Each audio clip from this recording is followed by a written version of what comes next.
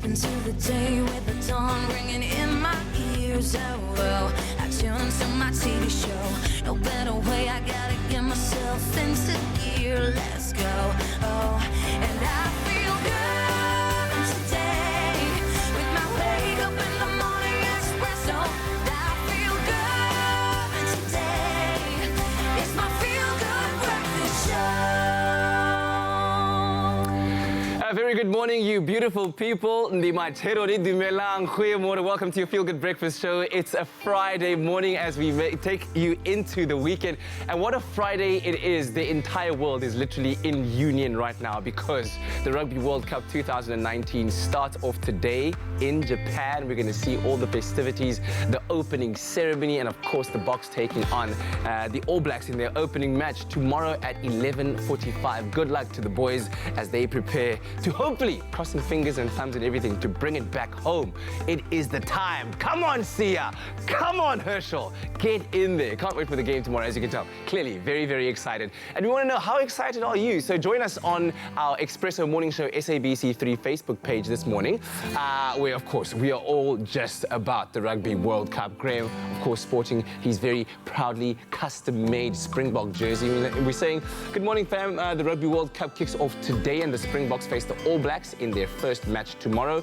Share your message of support for Captain Sia and the team. And I'd also love to get some score predictions from you. How do you think that we will do? And be honest. Let's be honest as South African fans. Of course, there's a lot of optimism, but we also like to be very realistic. The All Blacks are a very good team, but we have beat them in this year's Rugby Championship. So who says we can't do it on the world's biggest stage at the Rugby World Cup? So please do share your thoughts with us. We'd love to hear from you throughout the day as we take you into the excitement of Rugby World Cup 2019. The world is in union, Leanne! Yes, the world is one. We cannot wait for that match. And of course, we've been looking so forward to the Rugby World Cup. It is finally here. It is going to be sensational. And of course, we are backing our boys every step of the way. We're also backing you when it comes to how you're going to dress for the weather today. So let's see what those temperatures are looking like, starting off with Johannesburg. Mainly sunny conditions for you today. And you can expect that this weekend is going to have a bit of a light northwesterly wind that picks up towards Sunday, and temperatures are chilly towards the evening with cloud cover slightly increasing. Temperatures remain somewhere between 9 and 29 degrees today. Moving over to Durban, intervals of clouds and sun with humid conditions are expected until Saturday. From Sunday onwards, rain can be expected with a couple of showers throughout the day. Also, temperatures remain between 18 to 27 degrees. Be prepared for rain from Sunday. Port Elizabeth, good morning. How are you? There's some mainly cloudy conditions with occasional sunshine and nice warm temperatures. There will be a strong westerly wind for the entire weekend with rain expected from Saturday night. Temperatures remain between a low of 13 and a high of 26 degrees. And then finally, Cape Town, you will have times of clouds and sun with cooler temperatures and a morning shower in spots. Cloud cover increases as the weekend progresses, and a couple of showers are expected till Saturday. Clear skies on Sunday. Temperatures remain between a low of 11 and a high of 19 degrees. Well, of course, you see this gorgeous railing next to me. What could it mean? Well, I'm going to tell you what it means. I hope you're ready for a cuteness overload this morning. With school holidays starting today, Woolworths is getting us in the mood for the next few summer days ahead. So today, we're looking at bright colors, summer prints, beach styles, and everything in between for your little people out there. I mean, I love this little hula hoops, such cute colors, such cute styles. I mean, hello, huh? Absolutely cute. I cannot. I think somebody's looking forward to having a little baby. Anyways, think of things like candy pinks for the little ladies, bright stripes and prints, adorable crocodile sandals. You can stay tuned as our fashion stylist and friend, Bronwyn Day, unpacks the perfect summer holiday family wardrobe. And if this is anything to go by, I think we're all going to be doing a collective, aww.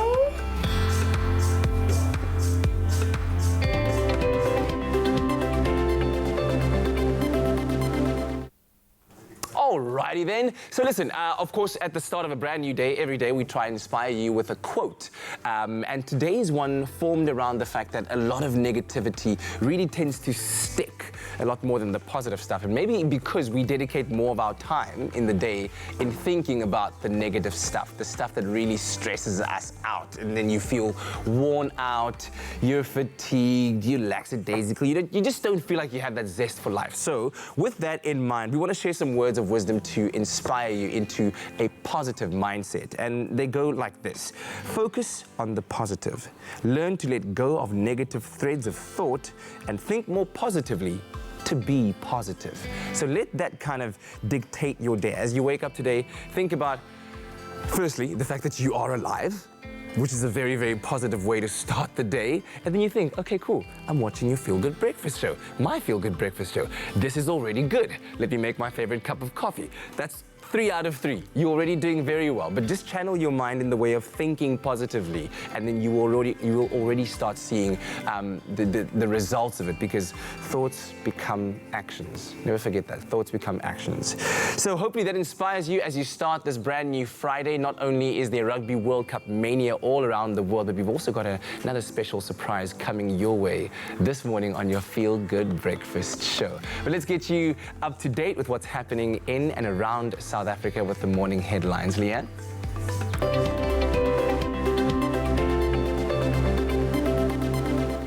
In the national news this morning, for the first time, municipal law enforcement in the Western Cape will train investigators. The move is part of a comprehensive safety plan which involves training and deploying 3,000 law enforcement officers.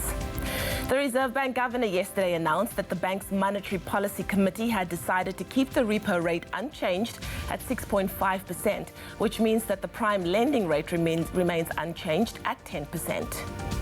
Now moving further abroad, Tunisia's former president Zine Al Abidine Ben Ali has died in exile at the age of 83 years old.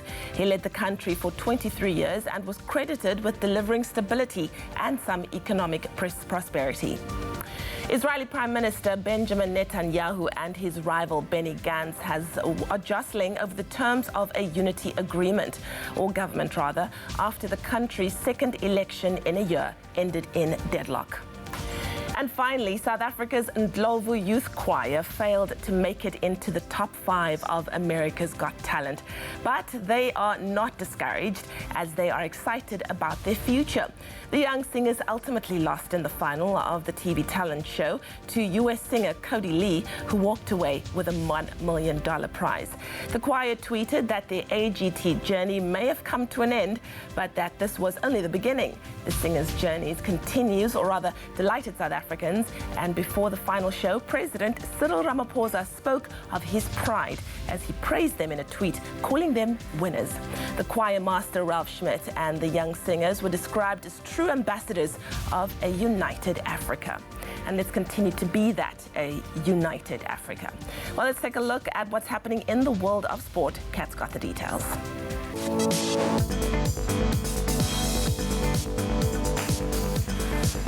And here are those details, Leanne, in terms of the Rugby World Cup. All Blacks coach Steve Hansen named a strong starting lineup to face the Springboks in their Rugby World Cup Pool B opener, with Beauden Barrett moving to fullback to make space for Richie Mwanga at fly half. In football news, Thursday evening Europa League action saw Arsenal claim a 3-0 win over Eintracht Frankfurt, while Manchester United left it late to beat visitors from Kazakhstan Astana 1-0 at Old Trafford last night. Now, Formula One team Haas has confirmed that they will be retaining both drivers Kevin Magnussen and Roman Grosjean for the 2020 Formula One season.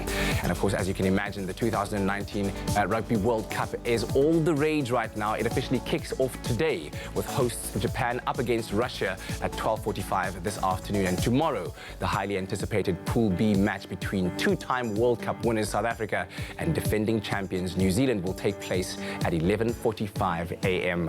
Good luck, boys. Come on, bring it home.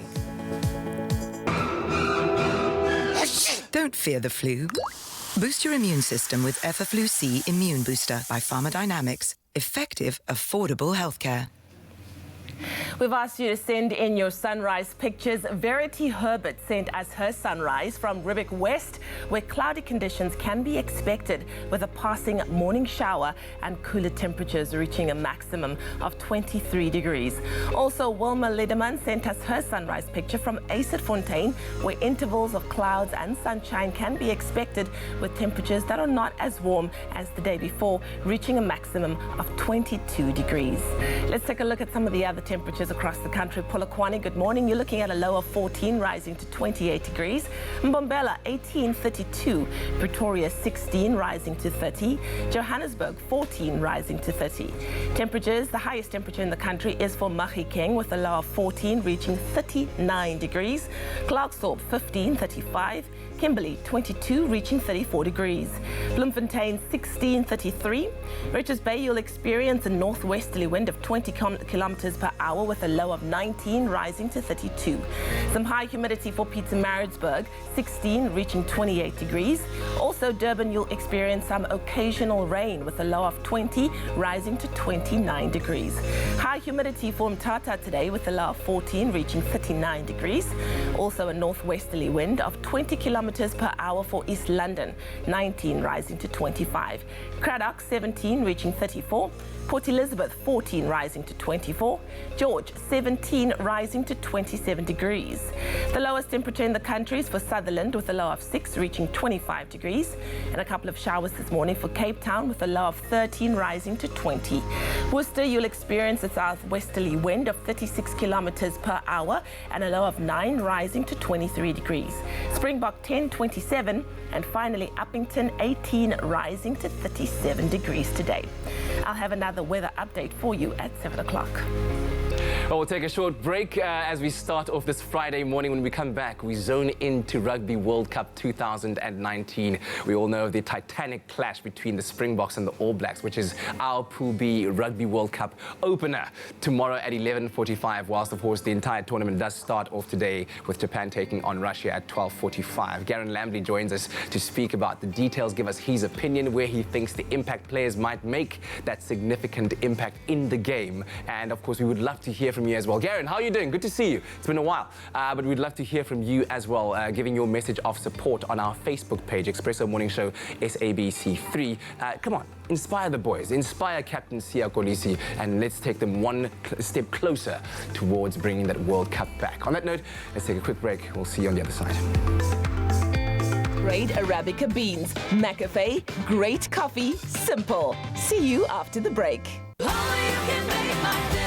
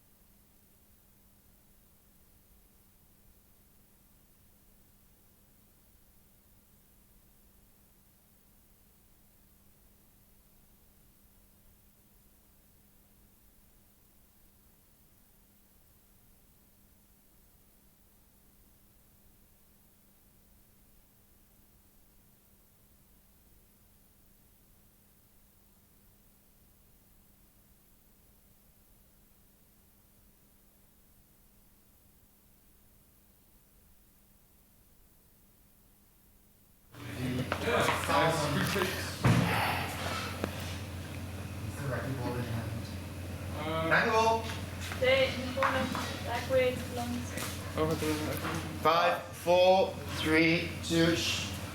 Let's take a look at your global news right here on Expresso Show. Ethiopia has rejected Egypt's proposal over how to operate the Grand Renaissance Dam, which is being built on the Blue Nile near Ethiopia's border with Sudan. Egypt depends on the River Nile for water and is worried that the dam will worsen shortages. Ethiopia's water minister, Seleshi Bekele, says that Egypt wanted the dam, which is nearly 70% complete, to release 40 billion cubic meters of water every year. Egypt's other proposal, to keep the level of water in the Aswan Dam as a height of 165 meters, was also unacceptable. Sudan said on Thursday that the number of cases of cholera reported in the country have surged to 124, most of them in the war-torn state of Blue Nile. The health ministry said the disease had been reported in the states of Blue Nile and Sinai. Experts from the World Health Organization have been sent to the two regions. A WHO official in Sudan warned cholera and other diarrheal diseases could spread if no action was taken due to a suboptimal health condition, as well as poor water and sewage infrastructure. Well, that was your global headline news right here on your Feel Good Breakfast Show. Okay. Diarrheal.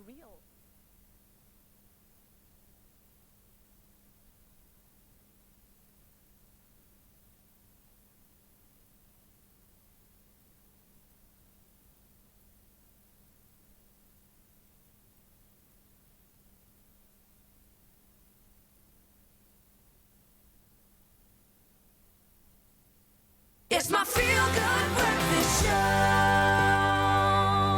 Welcome back to your Feel Good Breakfast Show on a Friday morning, and the world is in union. Why? Because yes, the 2019 Rugby World Cup will kick off in just a few hours, and tomorrow the most anticipated pool stage match between two-time champions, the Springboks, and reigning World Cup holders, the All Blacks, will take place. Now, if recent meetings between these two sides are anything to go by, then this match promises to bring some incredible rugby and lots of drama. You can expect that. And here to help us to preview what we can expect from this epic clash, please welcome sports editor Garen Lambley. Give him a round of applause. He hasn't been here in a while. New studio and everything.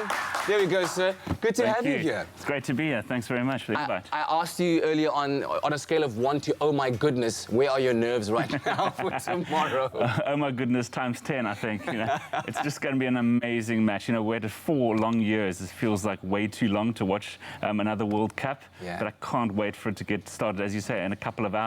Absolutely. And of course, this World Cup being held in Asia for the first time, which is incredible in its own right. But let's focus a little bit on the match. We all know, of course, that New Zealand have dominated World Cup or World Rugby over the past, 2 decades, do you want, give or take? They've been a massive force to be reckoned with. In fact, every single time that a team would perhaps maybe draw against them or even have a chance at beating them, there's been massive celebrations on the side of that team. Let's take a broad sweep of the game, and you tell me how you see us standing up and stacking up against the All Blacks. Yeah, look, it's going to be a titanic battle. There's no question about that. You know, in our last 4 matches against the All Blacks in all competitions, we've got actually a tremendous record against them. There's only 2 points that separate us in those last 4 matches. Yeah. We don't, unfortunately, have an amazing record against them at the World Cup level. You know, it's 2-2. Obviously, the most famous Springbok victory over the All Blacks, the 1995 Rugby World Cup final. But in recent times, the All Blacks have certainly dominated us. Since readmission, our record is very, very poor against them. Yeah. And as you said, they're a little bit like Rugby World Cup specialists. They're looking for a hat-trick of titles and a 4th overall, having won the very first one at home in '87. So, you know, the smart money would be on the All Blacks winning the tournament come 8 weeks from now. But, you know, there's a lot of water that has still passed under the bridge. I think it's a very open World Cup. I don't think the All Blacks are at their best at the moment. They've got a few aging players and a few selection criteria that they're looking to solve. They've made a number of changes for the match tomorrow, whereas the Springbok team's a little bit more settled. You know, Rassie Erasmus named an unchanged team, which is always good for continuity purposes. But, you know, you always expect something from the All Blacks. You know, players like Bowden Barrett, Richie Mo'unga, you know, they're dynamic players. On the day, they can swing a match with a moment of brilliance that, you know, they really just have that X factor that unfortunately a lot of the Springboks don't have. They're pretty solid, the Springboks. You know, I expect them up front to dominate. But out among the backs, you just worry that the All Blacks at times can certainly turn it on and sort of score tries from any position on the field. Yeah. I mean, the fact that we, in very recent memory in this year's Rugby Championship, did beat the All Blacks in a very, very competitive game. How much of an X factor does that put into our tank? Yeah, look, I mean, we'll take a tremendous confidence from our recent performances against the All Blacks. And I think a lot of rugby these days is about confidence and continuity. Yeah, exactly. So, the players have been there, done that. They don't fear the All Blacks as previous teams may have. Rassie Erasmus has certainly brought that sort of hard edge to the Springbok team. Siya Kolisi back as well. That's massive for the Springboks. He was struggling with an injury during the Rugby Championships. So, having him back, having Dwayne Vermeulen playing his 50th match, the players will certainly get up for that. Oh, yes. So, that's another thing to factor in as well. He's up against Kieran Reid, two of the older number 8s in the world, but certainly two of the very, very best. Yeah. So, it's going to be a titanic battle up front in particular. Yeah, looking at the back line, who do you see making a big impact over there? Of course, we know there's going to be a titanic clash in terms of the scrum game there, but in the back line, who do you see playing a role for us and for the All Blacks? From our point of view, Andre Pollard really has to step up at this World Cup. Elton Jantjies isn't on the bench for this match, so there's no obvious backup at number 10 should Pollard go down injured early in the match. His kicking has been amazing. I think, Rugby World Cups is not about scoring bonus point tries. It's all about landing your penalties, landing your drop goals, as we've seen in the past. Game management. Absolutely. So there are no points or extra points for winning by more than 7, like in the Rugby Championships, for example. So you just want to grind out that victory. 1 point will be enough. That's all you need. So you've got Andre Pollard on the one side against, his direct opposition will be Richie Mo'unga. Yeah. They've obviously got some issues, the All Blacks, between 10 and 15, swapping Bowden Barrett, Richie Mo'unga around. Yeah. And then obviously the Sonny Bill Williams factor off the bench later on in the game when it's maybe... What an impact player. Absolutely. When it's a little bit more loose and it's broken up a little bit and the players are tired and the rain's perhaps coming down in Yokohama. Yeah. The humidity's been a huge factor in training. Everyone's saying they're losing 5 kilograms just training. My word. Yeah, that's going to have a significant impact on everyone because absolutely. It's not like, there are too many international rugby players that play their rugby in Japan at the moment. No. I mean, obviously not from South Africa, New Zealand in particular. There are a couple of sort of fringe players. Yeah, that's what I mean. But nobody of any note that will be in this match particularly plays their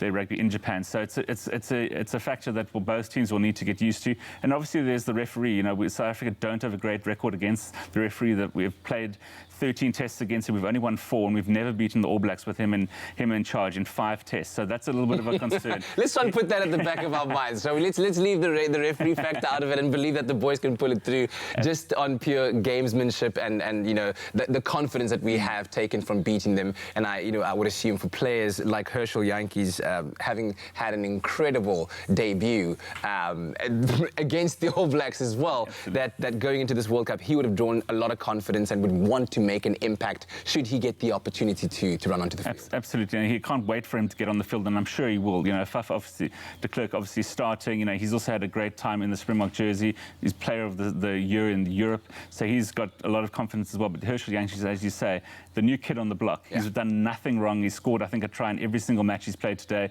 We may well need that off the bench. That sort of dynamic aspect to the game that we might be missing in the first 60 minutes before he gets on. Yeah. So there's a lot of factor. Rugby's a 23-man game these days, not just the 15 that start. Yeah. So you're only as good as your bench a lot of times, and he certainly gives the Springboks a bit of an edge. Yeah. With that said, I'm going to ask you the most difficult question by far. A score prediction, sir.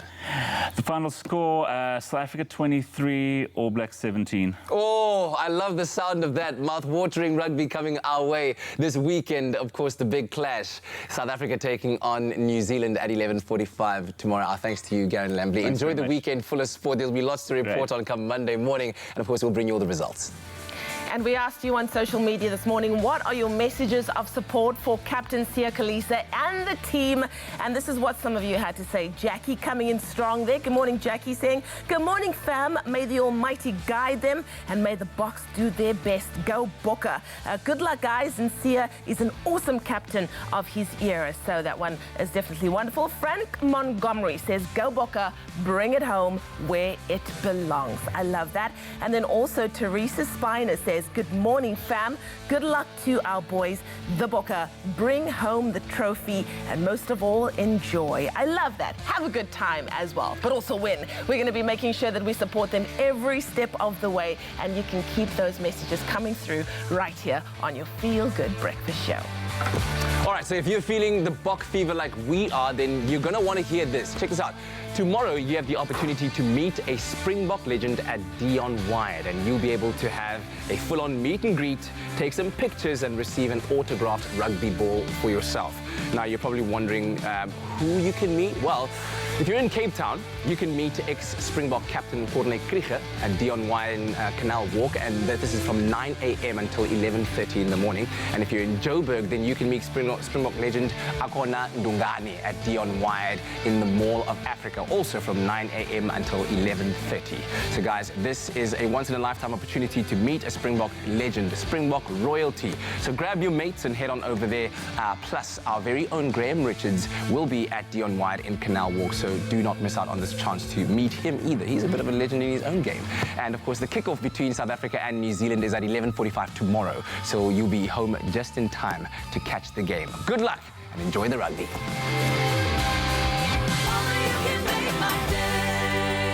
There's nothing smoother than winning when you buy Tropica. To enter for Tropica Island of Treasure Curacao, buy any size and your favorite flavor of Tropica in fresh or long life. Find the unique code behind the label or the sticker. Then follow the entry details on the pack and you could win daily prizes of airtime, cash, LG Q60 smartphones, 55-inch LG UHD smart artificial intelligence digital TVs, steam dishwashers, Caribbean tan hampers, or guest watches. That's more than 100,000 prizes. Now, for your chance at competing in Tropica Island of Treasure Curacao, record a video audition of yourself describing how you would outsmooth your competition on the island. Then load that video onto Instagram, Twitter, or Facebook with hashtag TIOT9 or WhatsApp the video to 063-921-8395. And it could be you winning a share of 1 million rand plus smooth fame and fortune while flying with KLM to the Caribbean for this season of Tropica Island of Treasure Curacao.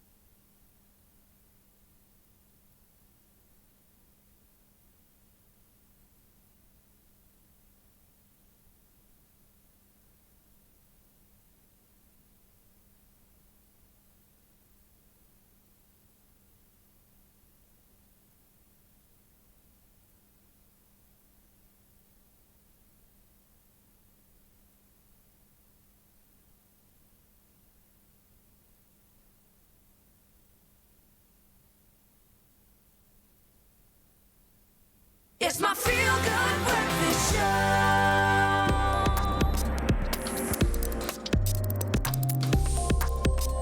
Welcome back to your Feel Good Breakfast Show. It's Expresso right here on SABC3. And of course, it's time for us to talk some tech. And the person who's going to do it is going to tell us more about the fact that Facebook might be known for software and its social networking apps. But now the company has launched an entire range of hardware devices under the Portal name, amongst which the Portal TV will sit on your television screen and offer a camera with AI smarts. Here to help us unpack this is our resident tech expert, Brian Smith. Brian, happy Friday. You as well. Are you ready for the weekend? I am so ready. Are you going to be back in the boca? Of course. I love it, I love it. Listen, has Facebook ever made a hardware product before, and what makes that whole Portal range so amazing? So to your point earlier, I think many people are way more familiar with the idea of the Facebook app on their smartphone, or maybe Instagram and WhatsApp.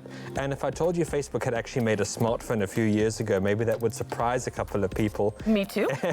And the fact it's not really well known says a lot about its commercial success. It didn't go very far. So Facebook has a very mixed history of creating hardware products, but its newest range, as you mentioned, is now called the Portal range. And essentially what this is a range of set-top boxes, TV-mounted cameras, for example, that's designed to bring Facebook into your lounge. Okay. And it really speaks to something that Facebook's been doing over these past couple of years, is attempting to bridge people together with video. If you consider all the way from Instagram to WhatsApp WhatsApp video calling all the way to Facebook. Video has become a major core of Facebook's business. So this new hardware range essentially is designed for telecommunications, for creating watch parties where you can watch Facebook content together with friends and family in your lounge, and bringing all of that together into one space. Okay, I feel like you've touched on some of the features, but how is this going to change our lives? So the real thing about this entire thing is there's obviously the privacy element, and this is essentially Facebook's play, so to speak, at developing its own smart speaker. You might have heard of the ones from Google or a range of different manufacturers. This is essentially now Facebook's debut into the realm, and what they've actually done in hardware terms is really interesting. They actually have an artificial intelligence system aboard these cameras, which enables you to create wide or close angle shots, and essentially it's a great way to telecommunicate in your own home.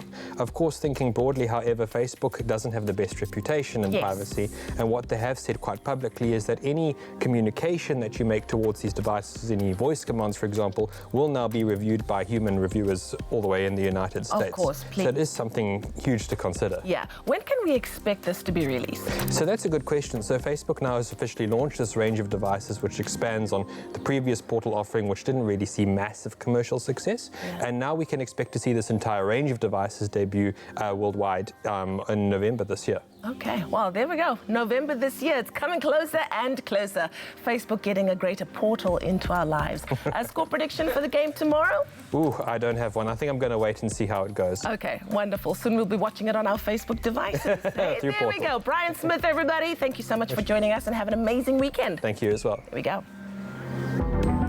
Get an insurance quote and stand a chance to win one of 6 Samsung S10 smartphones. Simply SMS the keyword business to 31492 for a call back and quote, and you could be a winner.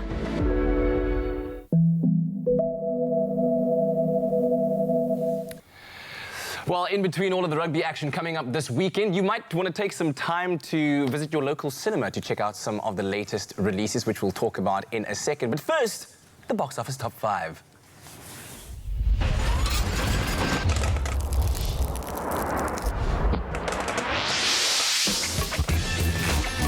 Last weekend dropped that Lopez Wu true crime stripper sting, but did you make it rain in the top 5 films?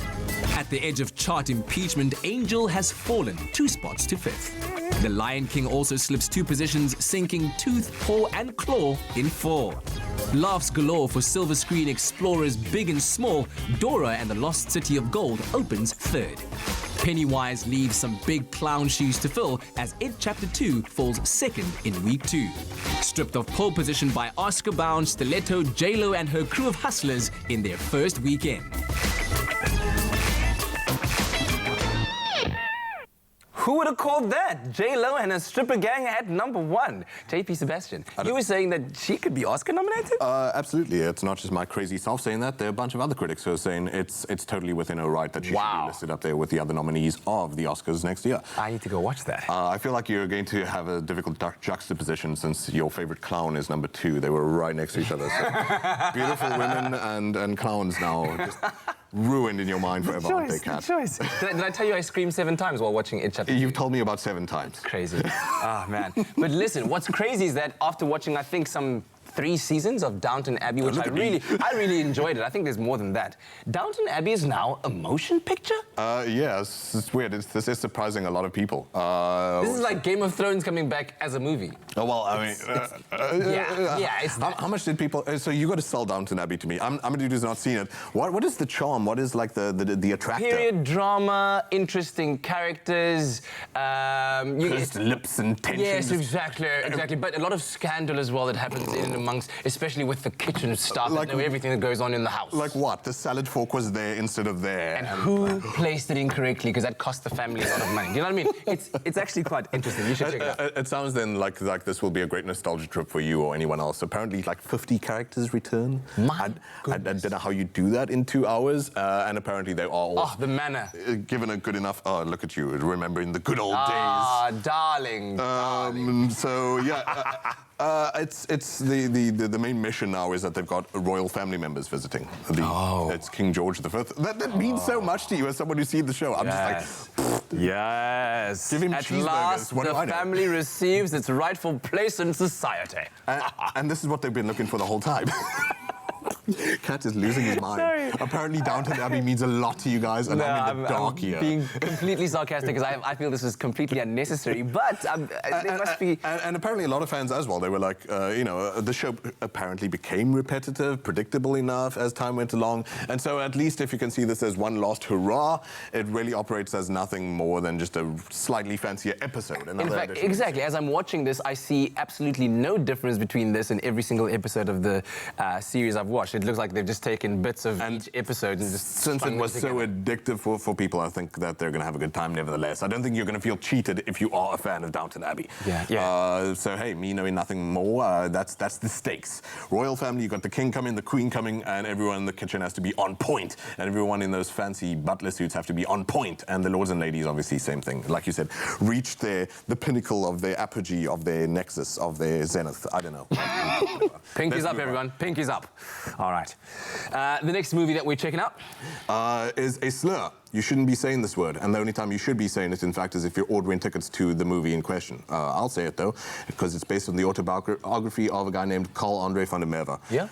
About his true life story. Morphe is a South African film that just went through the Venice Film Festival and has been called by Variety, I just read this morning, which is a publication that everyone knows and we trust their film criticism, the masterpiece of Oliver Hermanus, the director.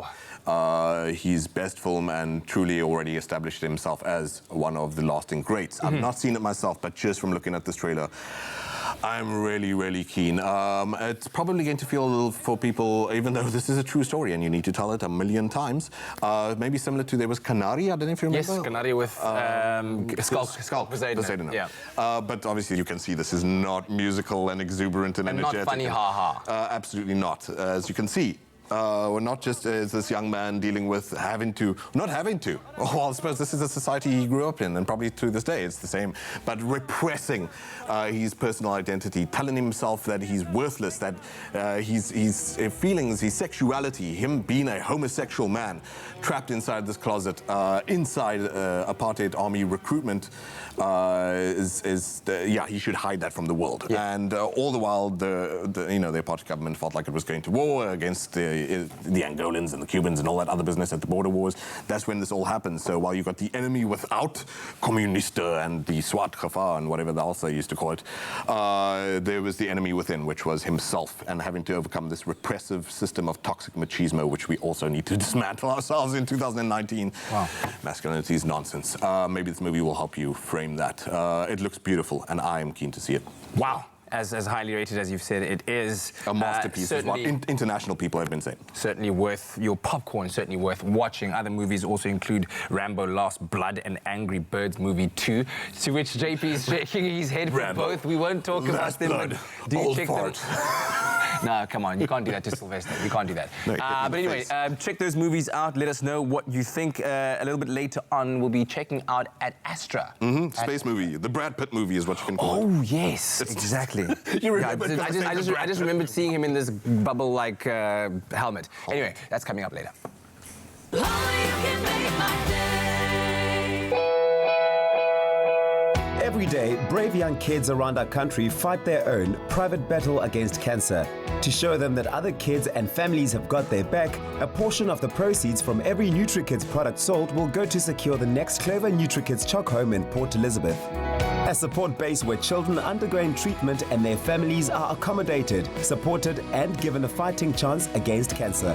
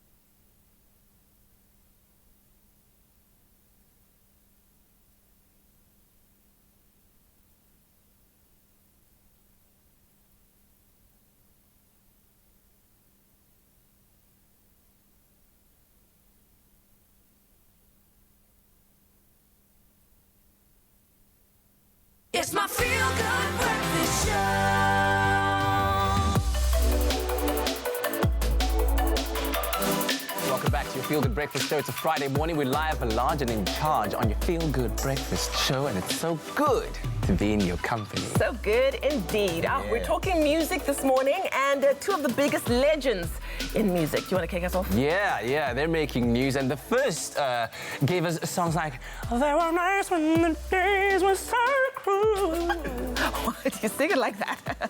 And I like, "When You Touch Me Like..." Celine Dion, guys. While she's been a chart-topping artist with hits like Because You Love Me, it's all coming back to me now.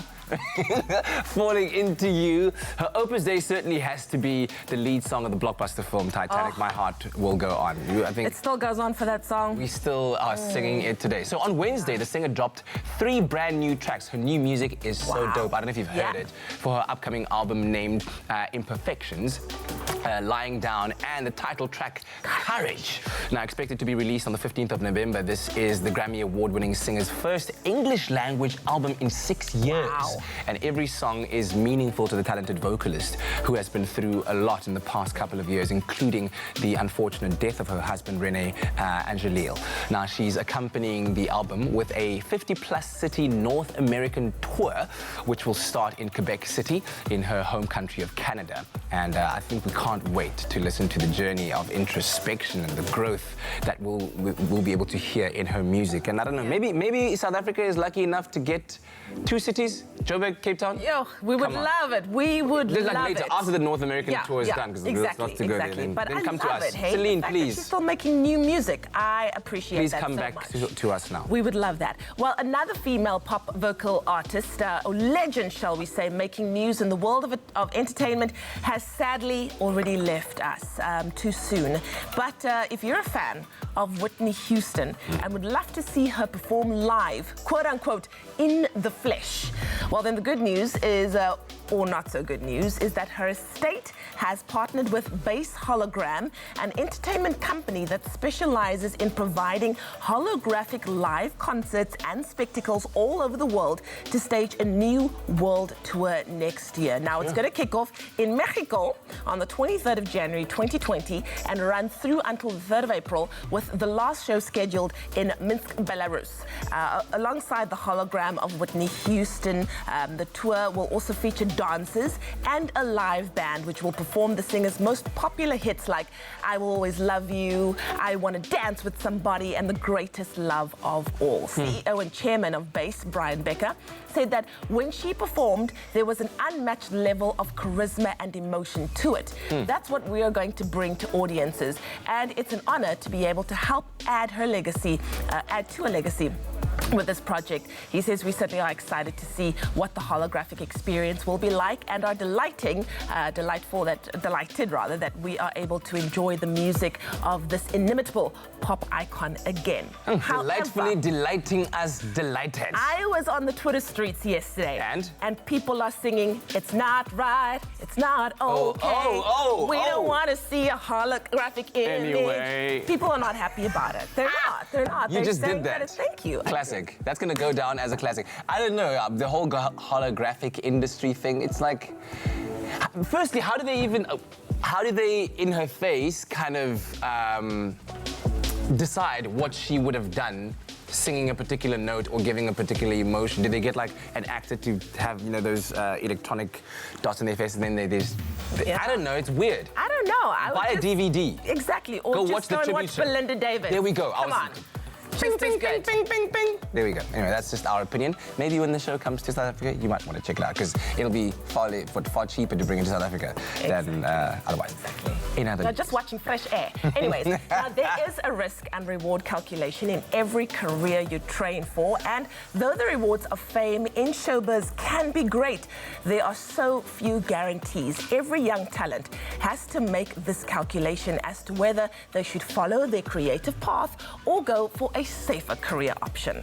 So for this reason, the Mac Shine On competition sought to find a young star with huge promise and to make it easier for their light to shine by supporting them through their training. Take a look. I could hold you for a minute, to make you feel mine. Discovering Empowering young aspiring talent is something that Mac believes greatly in, and in so doing, giving the opportunity for that talent to shine their light bright to the world. Sinathemba Vika has been granted that opportunity, and this is just the beginning for this young dynamo. This little light of mine, I'm gonna let it shine. This little light of mine, I'm gonna let it shine. Being the winner of the Make Shine On project feels ecstatic.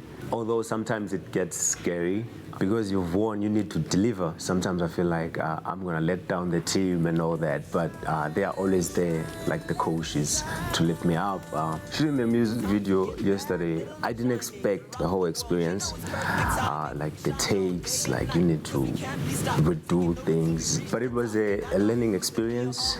It was nice, a little bit exhausting. When I was coming here today, I saw people running around getting into taxis, and I was thinking, you know what? This is going to be my life. I need to take it seriously. This is how I'm going to feed my family. This is how I'm going to make a living. I've never been trained vocally before. And I realized that I've been breaking so many rules in music, but they were there to train me all the way. I've never been trained how to move at stage, and coming here being told, no, you need to move like that. You need to work with the team. What I've learned through the program that I've gone through at Stageworks is you need to keep your energy levels all the time. You need to appreciate other people's talents. You need to be able to listen to what they said. Even though you have your own way of doing things, but you need to be able to incorporate what you have been told with what you know, and then you make it your own, you own it. Everywhere I go. The video was important in affirming what an achievement it was to win the competition and to have all the creative learning come together in an end product. The process of making the music video was super exciting. Sinathemba came with so much energy and so much dedication and commitment. It was so great to see. But he really rose to the challenge, and being on top of Northcliffe Hill was absolutely beautiful and amazing. So I'm really looking forward to see what the final product looks like. It's so amazing as a teacher and a mentor seeing the growth in somebody through a rehearsal process. He originally came into the rehearsals obviously so very, very nervous. Meeting a whole bunch of people that he didn't know before, suddenly walking into a rehearsal environment that he had never done before. And it was really great to see the Stageworks kids really take him under their wing and make him feel at home, which gave him the confidence to be able to do what he does so well. I think he's done absolutely incredible in the short period of time that we've worked with him for. We have a huge surprise for Sinathemba. Because of his dedication and commitment and arriving on time and always being prepared, I think that he has the potential of making a career out of this if he wants to. So we've spoken to Mac, and Mac have actually come on board and said that they would offer him a full bursary for next year for Stageworks, so that we can assist with training him and get him to the standard that he needs if he wants to follow a professional career. We are delighted to have found such a magical voice out there. More than that, we are thrilled with your enthusiasm and your energy and your great attitude and your willingness to embrace and learn new things. And because of that, we've got one more surprise for you. All right. We would love to offer you a scholarship to study at Stageworks for 1 year. Mac, we love to see ordinary people achieving their dreams and grow into happy, confident people that can go on to inspire others. And so this bursary is just a small step towards helping somebody achieve their dreams. He's such a wonderful candidate, so positive and full of energy, and we really hope that he takes full use of this opportunity to become the star that we know he can be. And I hope we can show him a path that excites him and help him to grow the natural talent that he has. But I think he can make it if he puts his mind to it, and he can be a wonderful example to others out there that have similar hopes and dreams. Being awarded these scholarships means everything, absolutely. everything. It's a perfect gift because if I was given something else, probably I would spend it and then at the end of the day I don't have it. This one is forever. What I will learn here is forever. Nobody can take that away from me. When you come here to do what you love. You do it the way you want and it feels like home already. I'm so excited to be working with him properly next year. I think aside from the training of learning just how to sing, dance, act, play musical instruments, learn how to write your songs, which I know you have a big passion for in your music. That aside, we really want to give you an understanding of how the industry works and what you need to be a success in the industry. I think the big piece of advice I can give you is when you're being gifted with a bursary or a scholarship, you have to work harder than anyone else that is in the building. Thank you. Yeah, you have to take that bull by the horns and grab onto it and really work so hard to get the most out of it that you possibly can. And I really believe that if you do that, you do have the potential to go on and actually make a living out of what you love. Thank you. Which is what we all want for you. Thank you. I never thought that there were people who would go all out for someone else. That's what the MEG project is about. Them shining their light on other people so that other people can shine their own lights, like transferring the knowledge, transferring the skill. And it was all done for free for me. And it's humbling. Now, all the promise of the Mac Shine On competition comes together in the debut of This Little Light of Mine, the music video. I'm gonna let it shine. This little light of mine. I'm gonna let it shine. This little light of mine. I'm gonna let it shine. Let it shine. Let it shine. Let it shine. Everywhere I go, I'm gonna let it shine. Oh, everywhere I go, I'm gonna let it shine. Everywhere I go, I'm gonna let it shine.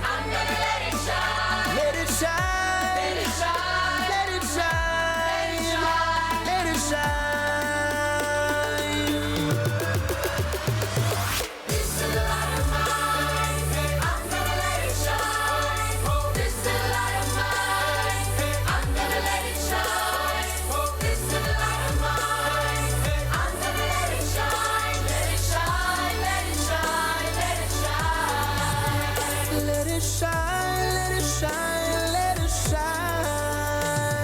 It's time to get that little light shining throughout the world. You know it's perfect timing. We shine all day and night, cause we can't be stopped. Taking over till we reach the top. And I know that we are all ran by love. And you know, our light comes right from above. And I'm pretty sure if ever there's a dark time, we're gonna let our little light shine. Woo! This is the light of mine. This is the light of mine. I'm gonna let it shine. I'm gonna let it shine. This is the light of mine. This is the light of mine. I'm gonna let it shine. I'm gonna let it shine. This is the light of mine. I'm gonna let it shine. Let it shine. Let it shine. Let it shine. Everywhere I go, I'm gonna let it shine. I'm gonna let it shine. Everywhere I go. Everywhere I go. Let it shine. Let it shine. Let it shine. Let it shine. So let it shine. Let it shine. Let it shine. Mac works really hard on tough stains, so you don't have to worry. Oh, Steve, didn't you say love always leaves a mark? But it does. And yeah, let the real you shine through. And while you're letting your light shine, of course, Rugby World Cup fever is abundant all over the world. Rugby World Cup squads are getting ready to take each other on today in Japan. And in studio, we've got a very special squad called the Ubumbo Squad. And they're going to be here to teach us how to support the Boks properly, especially ahead of their clash against the All Blacks tomorrow. Looking forward to that. Stay tuned, and we'll see you on the other side of a break.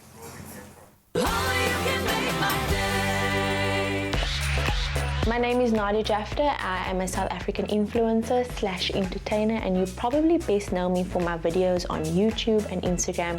To join me on the island, all you have to do is buy a Tropica, follow the entry details on the bottle, take a video of yourself telling me why you would be my ideal partner, and upload it onto all social media platforms with the hashtag TIOT9. Join me in paradise and come find your smooth fame and fortune.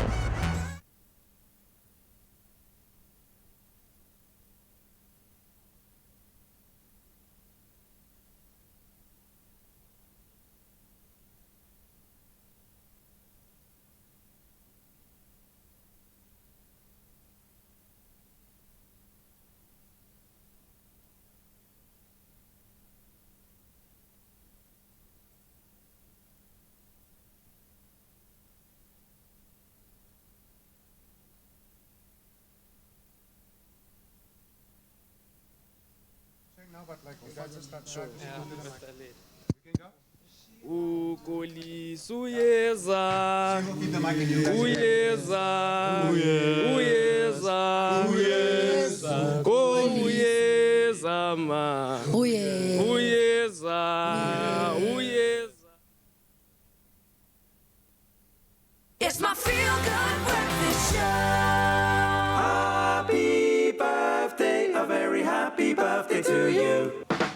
Hey, come on. It's your birthday. Hey, on the 20th. Oh, hey.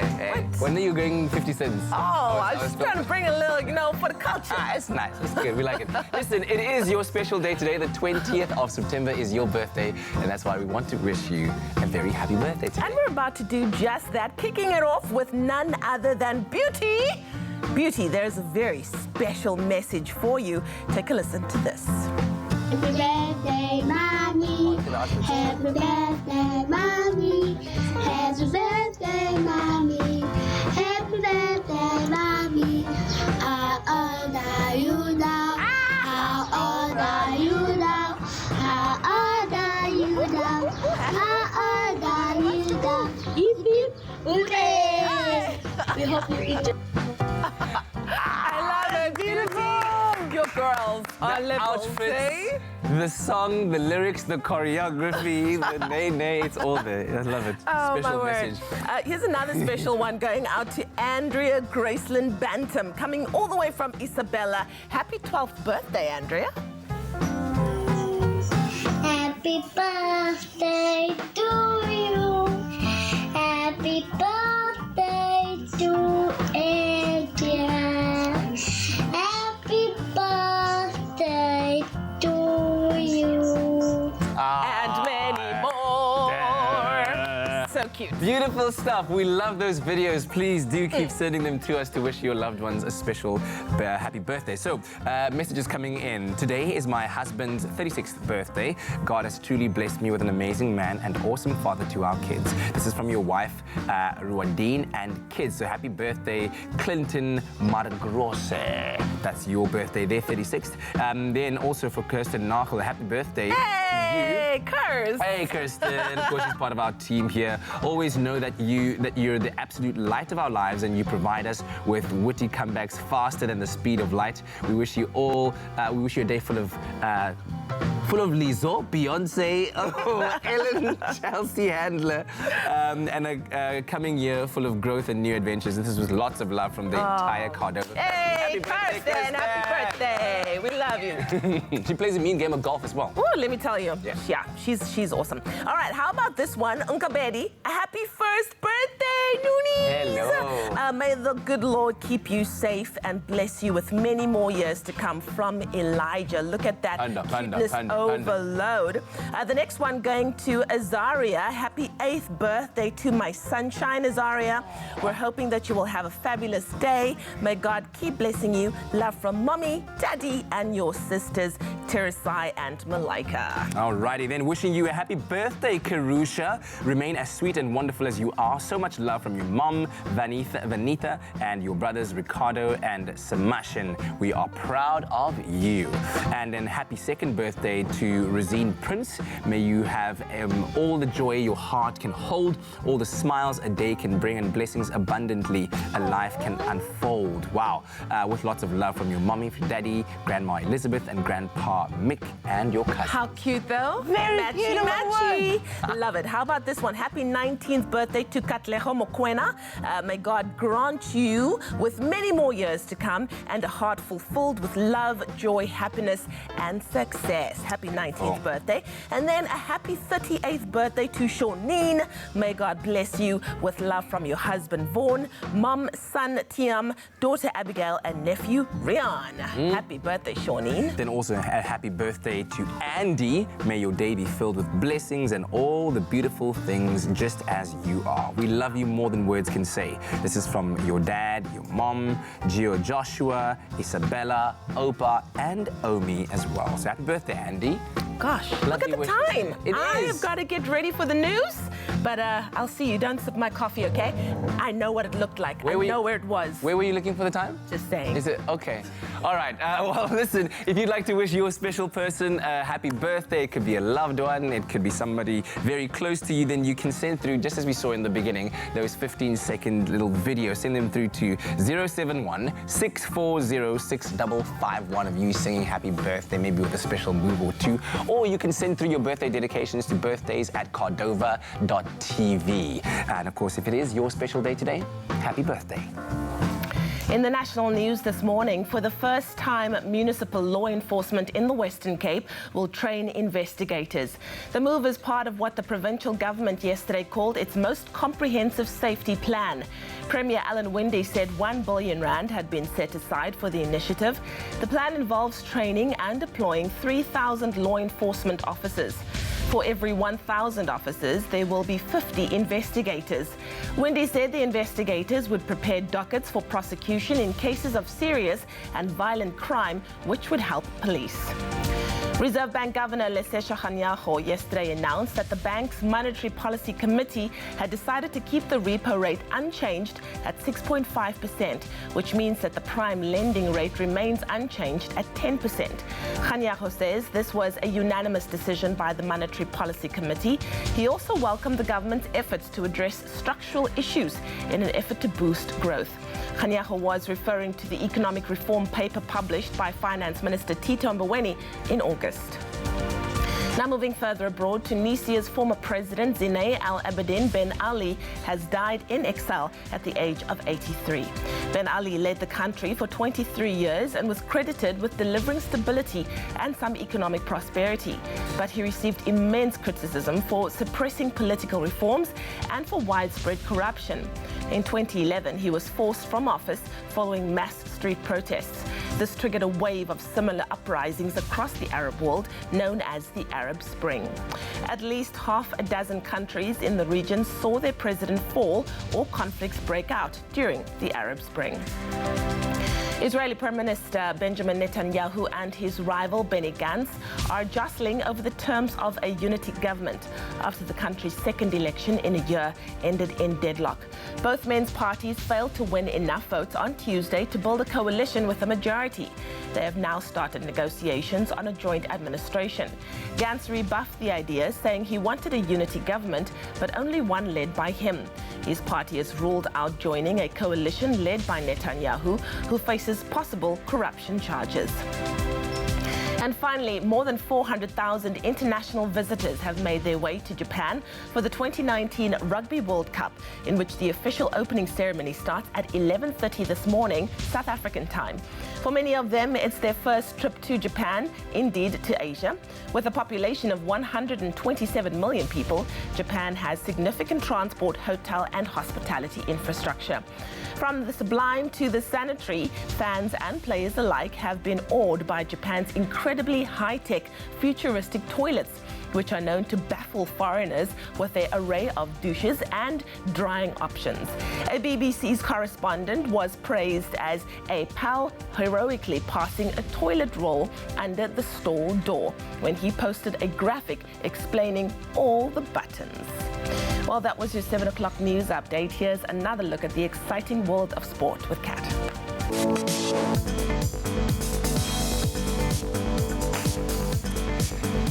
And an exciting time in the world of sport indeed right now with the Rugby World Cup. Now, All Blacks coach Steve Hansen named a strong starting lineup to face the Springboks in their Rugby World Cup Pool B opener, with Beauden Barrett moving to fullback to make space for Richie Mo'unga at fly-half.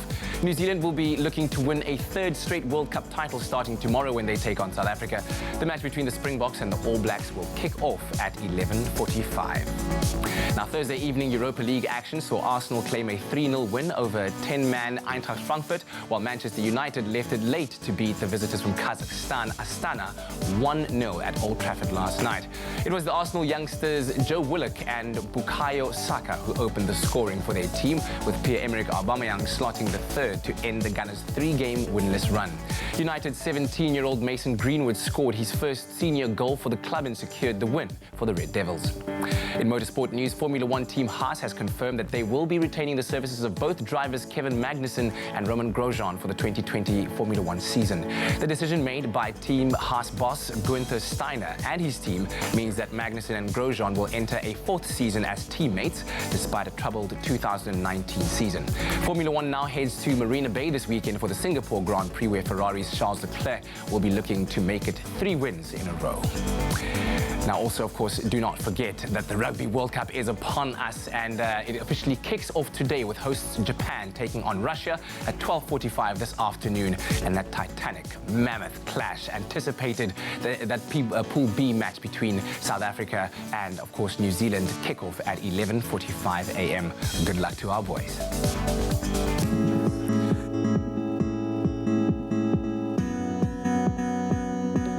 A very good morning to you. Let's take a look at those roads, starting off in Gauteng out in Roodepoort, where there is protest action on the N14 northbound.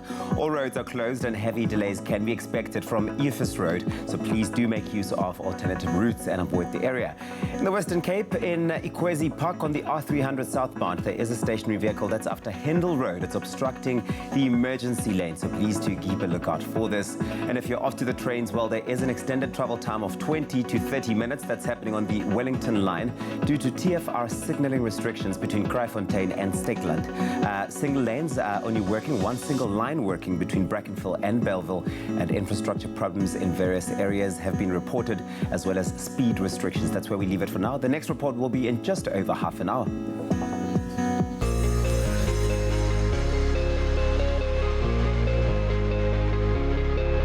Now we take a look at those temperatures across the country, starting off in Polokwane. Your low today is 14, reaching a high of 28 degrees.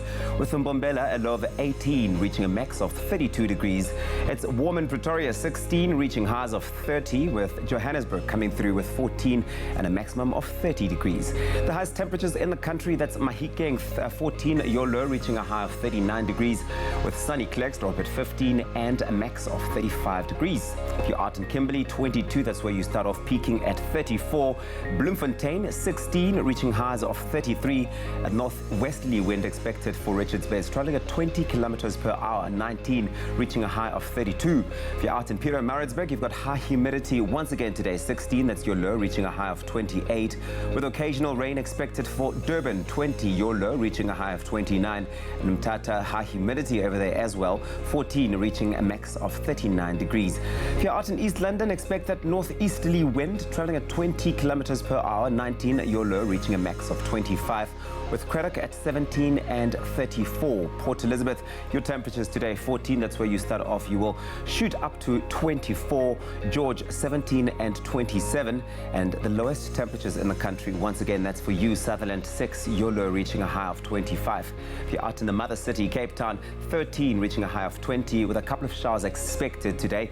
A southwesterly wind for Worcester, 36 kilometers kilometers per hour. 9, that's your low, reaching a high of 29. Springbok, you start off at 10, peaking at 27 degrees.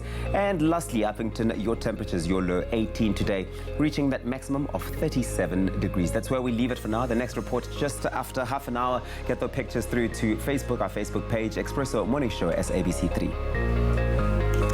So if Rugby World Cup fever hasn't hit you yet, hey banna, tsoga, wake up, Coco, Sena, we are here. Of course, in the past couple of weeks, we've seen Japanese fans all around showcasing their passion for their country, their enthusiasm for the Rugby World Cup and the sport in its entirety as they welcome the world to this year's tournament. And of course, it kicks off today, Japan taking on Russia at 12:45. Now, as our boys prepare to take on the All Blacks tomorrow at 11:45 in the morning, we've got a particular squad here in studio that are going to teach us how to support the Springboks through song and dance. And they go by the name the Ubumbo Squad.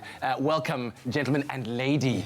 Great to have you here. Fantastic for you to join us and bring us that spirit. Let's talk about the squad and where it all started. Ubumbo. Okay, thanks for having us here. So Ubumbo started in 2002 at UCT. So it was basically guys from the Eastern Cape who were playing rugby and then just decided to, let's form our own like Black Society Rugby Club.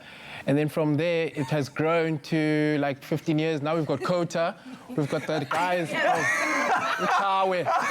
Umani? Uchawe. Uchawe. Uchawe. Yeah, Ben, Uchawe. I love it. Yeah, so basically from there, guys has had a connection of getting guys jobs, you know, once guys graduate, getting jobs, and then the younger guys, as guys come to varsity, they get mentored, and then after that could get a job, because you know what happens outside after graduating, you can't get a job. So on every Wednesday there's rugby games, so guys go there. And then last year, Skara and Sia were playing the 50th and 100th game. Yes. And then we're like, guys, you guys are from the Eastern Cape and you're big pioneers in Cape Town. Why don't we come and support you guys the schoolboy way? Like, that's how it all started, and then it just blew. From there, every game, Western Province, they wanted us there. Stormers, they're like, guys, can you guys bring the vibe? You know, the Newlands has been quiet. We need people to bring noise, and it's grown. We've been to the Springbok games, and now sometimes we meet up with the Guicho Scout guys. So it's one big movement. Oh, it's one big movement. It's one big movement, two fraternities, but it's one big movement. Yeah. And we just love rugby, you know? Yeah, so non get fog shoulder. So like the water. Listen, okay, so you guys are going to teach us two songs that we can use to bring forth the vibe. Wherever you are watching the game from, you might want to learn these songs. What's the first song? So the first one is We Mama Uzowuza Umoya, meaning, hey mom, you're about to feel the air. The Springboks are about to come. You know, they're on the way. All right. How does it get? It's a direct translation. How does it go? So Ivio is our lead singer. So he'll lead us. So you'll start it off, and then we all in studio need to follow what everyone else sings while Ivio takes the lead. Okay. Ele mama uzo Shiwe shuwai. Ele mama uzo with the clap. Shiwe shuwai. Come on. Shiwe shuwai. Shiwelele, shiwelele. Shiwe shuwai. Mama uzo Shiwe shuwai.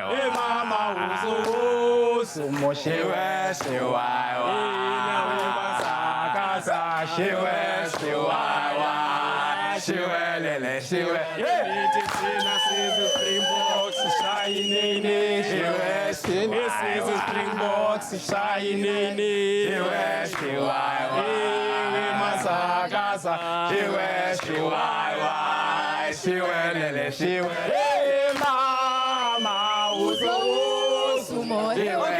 Okay. I know.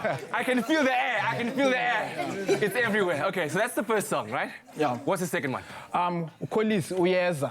Yeah. Meaning, Sia Kolisi is here, like he's on the way. Welcome. So it's Kokela Kolisi. He's here with the boys. All right. Let's hear this one. So who's leading this one? Hey, there is the Beyonce here. Once again, we'll follow what everyone else does. Okay. Ukolisi uyeza. Uyeza.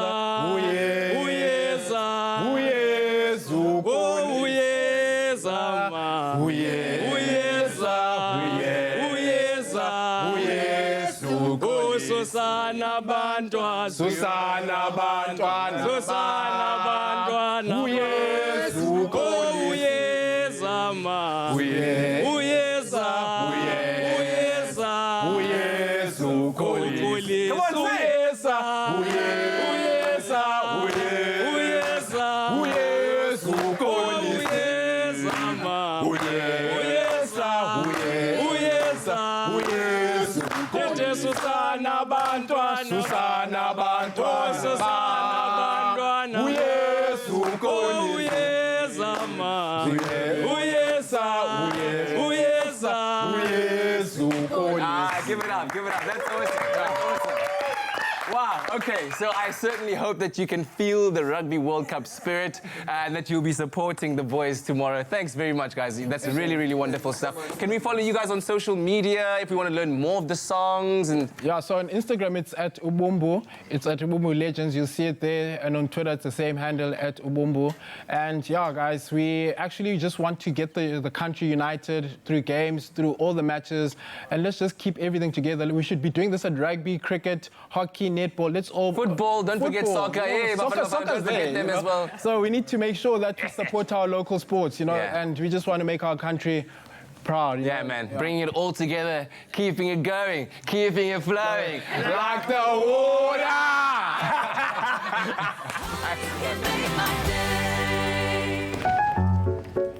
Bon boy.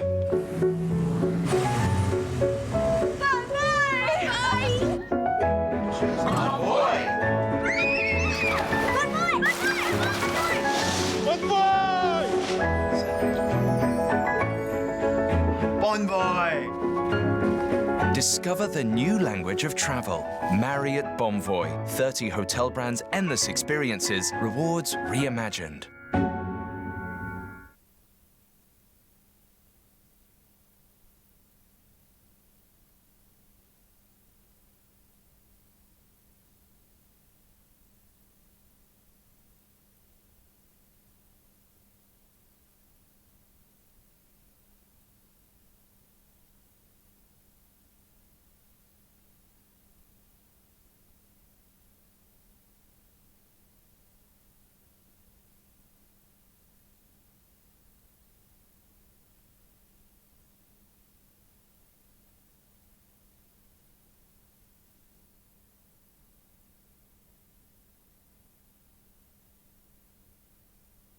It's my feel-good breakfast show.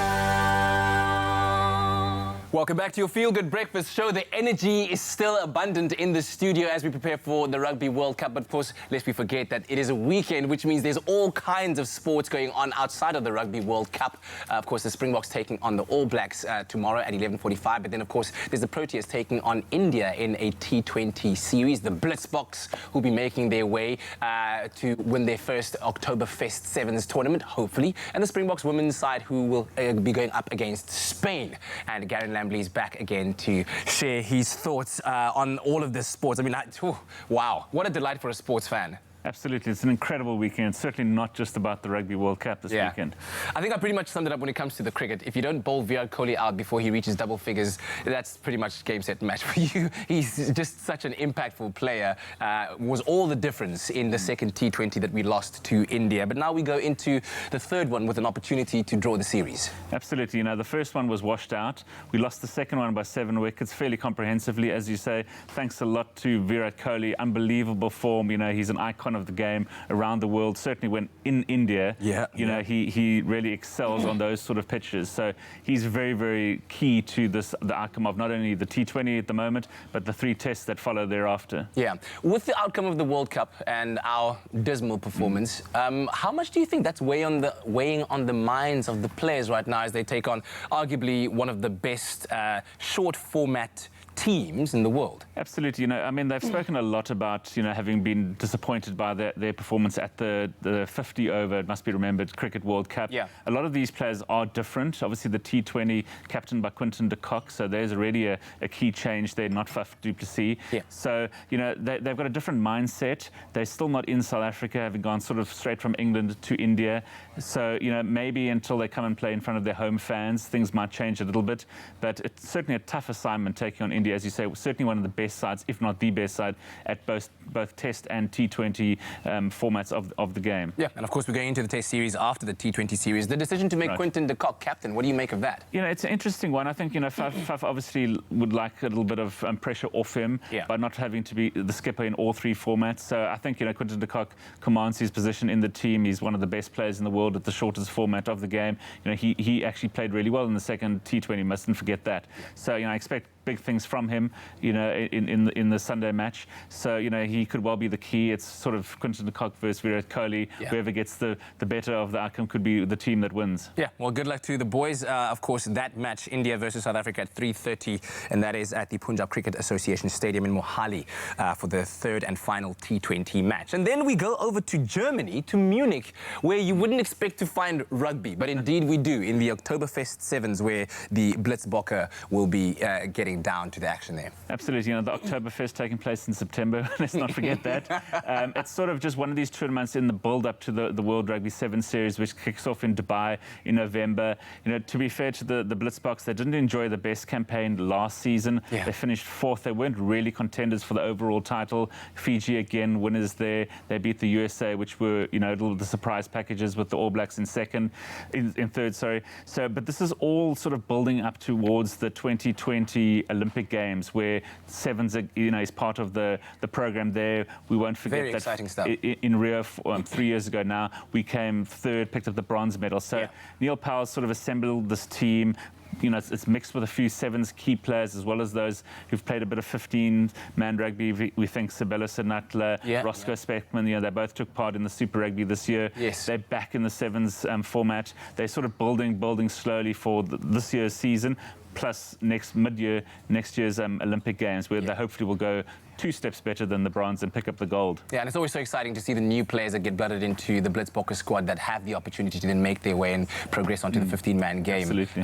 The game format on its own is just magnificent. Whenever the Cape Town Sevens is here, the whole city comes together, wherever it is in the world as well. Yeah, absolutely. The Cape Town Sevens is one of the great spectacles of world sport, not just sevens, and not just South Africa. Absolutely. All right, so good luck to the Blitzboks in Munich, in Germany, for the Oktoberfest Sevens. And then very exciting stuff as well, because women's rugby is receiving a lot of long overdue attention. And right now the Springbok women's team will be taking on Spain. So very, very exciting stuff for them. Yes. That they get to play Test rugby. Absolutely.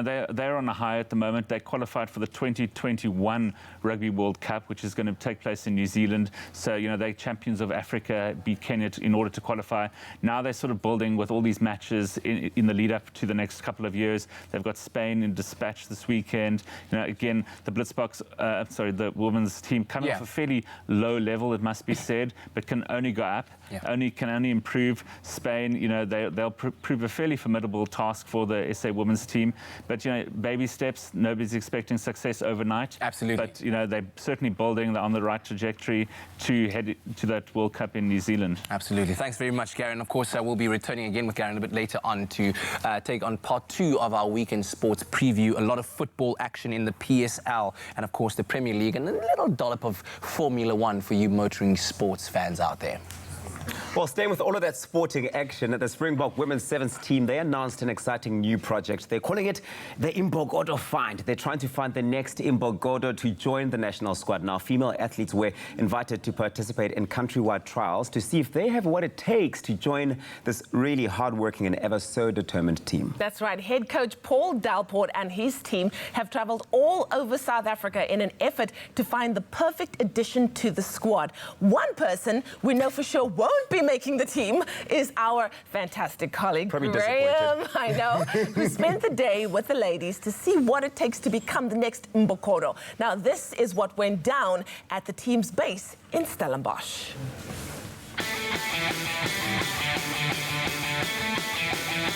When I heard the Springbok women's sevens team had an open-door policy that any entrant was welcome, I thought, hey, why not give it a try?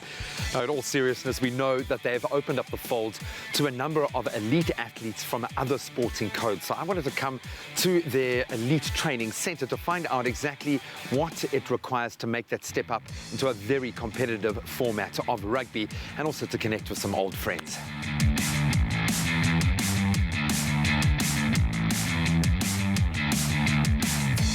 What has it been like blooding in that new group, these new athletes? I know how talented the ladies coming in are, and I think a lot of them just need that push. They're coming into a high-performance environment, and it's brand new for them. They've just really, I think, flipped the script and put the pressure back on us to actually challenge them every day. When you play at that type of level, you kind of realize, okay, what it takes to get there. And also, when I got into the system, I had people that kind of guided me to where I am today. And now it's taking the responsibility upon myself to realize when new people come in, we need to help them, we need to show them where the standard is, where we want them to be, the level we want them to reach, to be able to play on that higher level.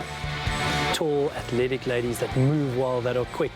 That was started, kind of 5-10 years ago by, New Zealand, the USA, Canada, Australia. They went into their Olympic programs and they went to fetch sprinters, they went to fetch touch rugby players, soccer players, basketball players, netball players.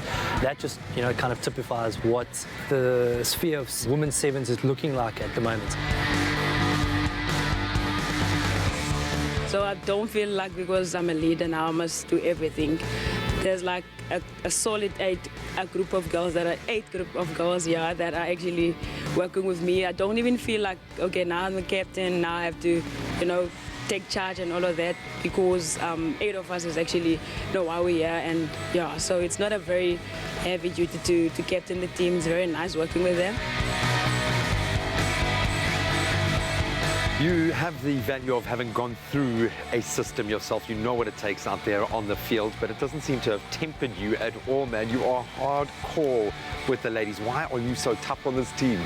I think a lot of movement or a lot of things happening in the world of women's sevens rugby and the world of sevens rugby in general. It's kind of been the rise of the athlete. So big emphasis on the fundamentals, big emphasis on, I think, the ladies developing their own skills. They need to know what makes them tick. They need to know where they need to be pushed, where they need to be pulled back. And I think the onus is on them coming in here to be better and to get better and to raise the profile of this team. This is how hard you need to work. This is where your fitness needs to be. This is where your strength needs to be. This is where your decision making needs to be on the field, and this is how you need to defend. This is the type of attitude you need to bring to the field. It's amazing to me to see how far you have come in such a short amount of time. If you think about it now, knocking on the door, obviously, of the Olympics, what an amazing achievement if that comes off. Possibly earning a place in the World Series, being able to play in front of a home crowd. Where is the focus right now? It's the best World Series tournament. It's where all of us want to play. You want to play in front of your home crowd. And again, big emphasis on us doing well at this Olympic qualifier, the African Cup, because that then puts us in a good position to go and qualify in Hong Kong next year, which serves as the World Series qualifier. It's one for the history books again, having the first Women's World Series tournament hosted in Cape Town in South Africa in front of our home ground. So yeah, for us, it's really something to look forward to. Playing there is just going to be us reaching our dreams, us showing our talent amongst South Africans. And at the 2020 Olympics, I want to be the fastest girl. I want the other ladies to get on the field and be afraid of the speed that's going to come at them. And I just want to be the best player for my team and country.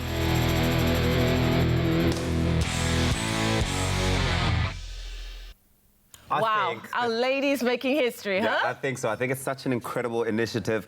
There's so much talent out there, and to have these people finally have a chance to join the likes of Zinhle Mpupa and Nadine Roos is just such an opportunity. Exactly. Well, we're going to take a very quick ad break, go and refresh those coffee cups. We'll be right back after these.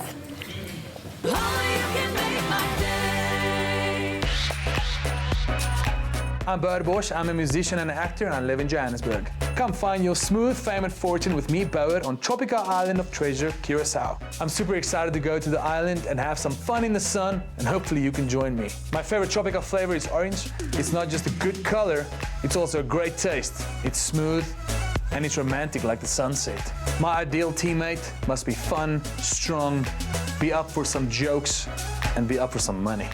You know you want to be part of the smooth fame and fortune on the tropical island of treasure, Curacao, this year. I know you want to. All you need to do You buy a Tropica, you follow the entry details on the back of the bottle, you make a video, you upload it to Twitter or Facebook or Instagram with the hashtag TIOT9 and tell me why you want to be on my team. Remember, when you send your audition tapes in, keep it funny, keep it fresh, be yourself, but be different and don't be better looking than me. And then you could be winning fame and fortune with me on Tropica Island of Treasure, Curacao.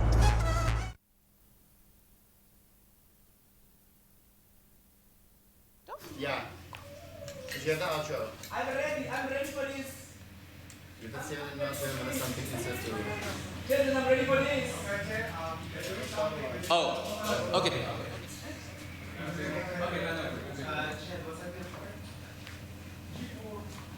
Kathy, the music, welcome us back.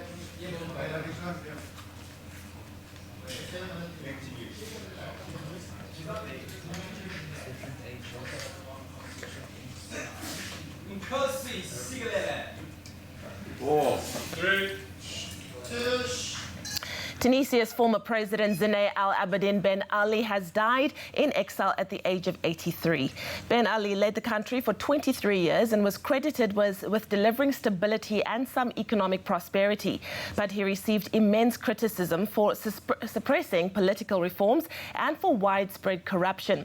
In 2011, he was forced from office following mass street protests. This triggered a wave of similar uprisings across the Arab world known as the Arab Spring. At least half a dozen countries in the region saw their president fall or conflicts break out during the Arab Spring. Well, that was your headline news on the Africa Channel. Why did I do that already?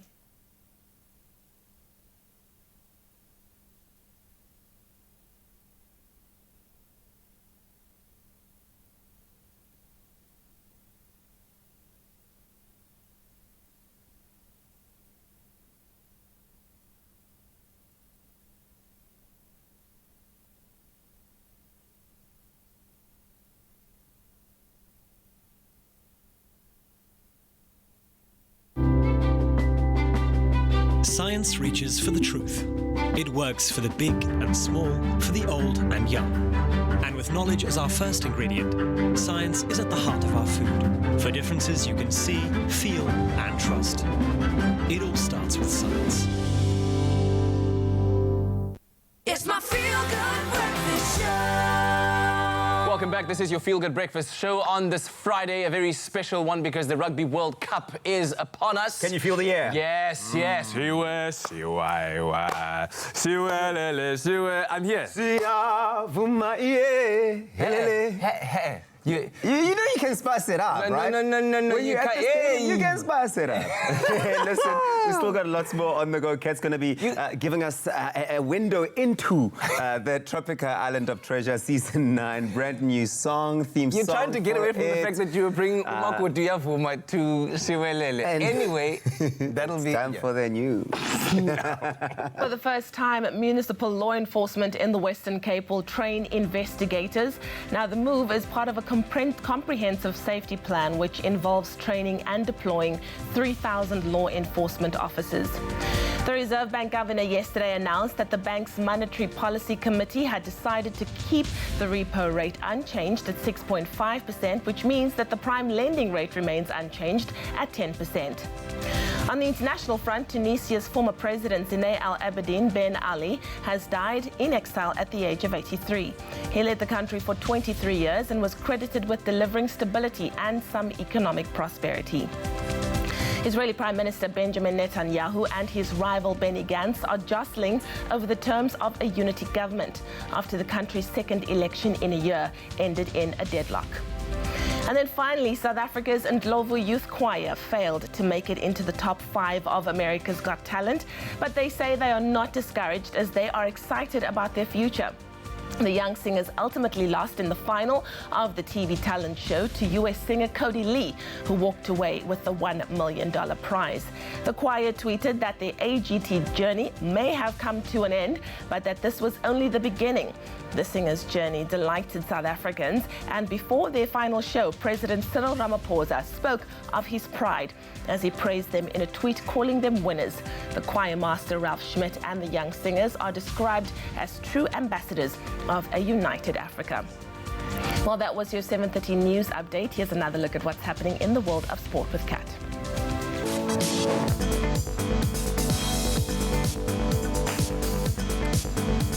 Well, All Blacks coach Steve Hansen named a strong starting lineup to face the Springboks in their Rugby World Cup Pool B opener, with Beauden Barrett moving to full-back to make space for Richie Mwanga at fly-half.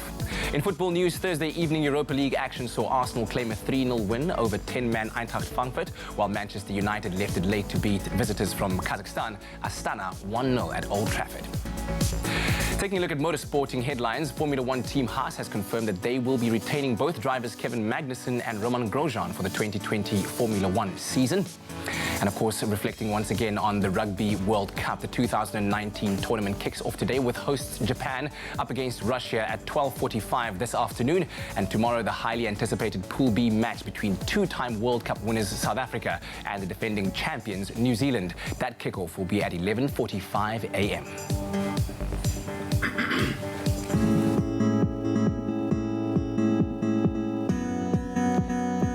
Thank you, Kat. Let's take a look at that 7:30 update on your roads. We start off in Gauteng, out in Roodepoort, where there is protest action in Roodepoort CBD between Albertina Sisulu Road and Main Reef. All roads are obstructed with burning tires and rocks. Shots have also been fired in the residential area, so please do avoid the area at all costs and use alternative routes this morning. In the Western Cape, in Montague Gardens on the Montague Drive, there has been an accident after Marconi Street obstructing the right lane. Delays can be expected towards Koeberg Road, so please approach with caution. After the trains, there is an extended travel time of 15 to 20 minutes on the Cape Flats line due to defective track circuits at Ndabeni and Pinelands and speed restrictions. And that's where we leave it for now. The next update just after 8.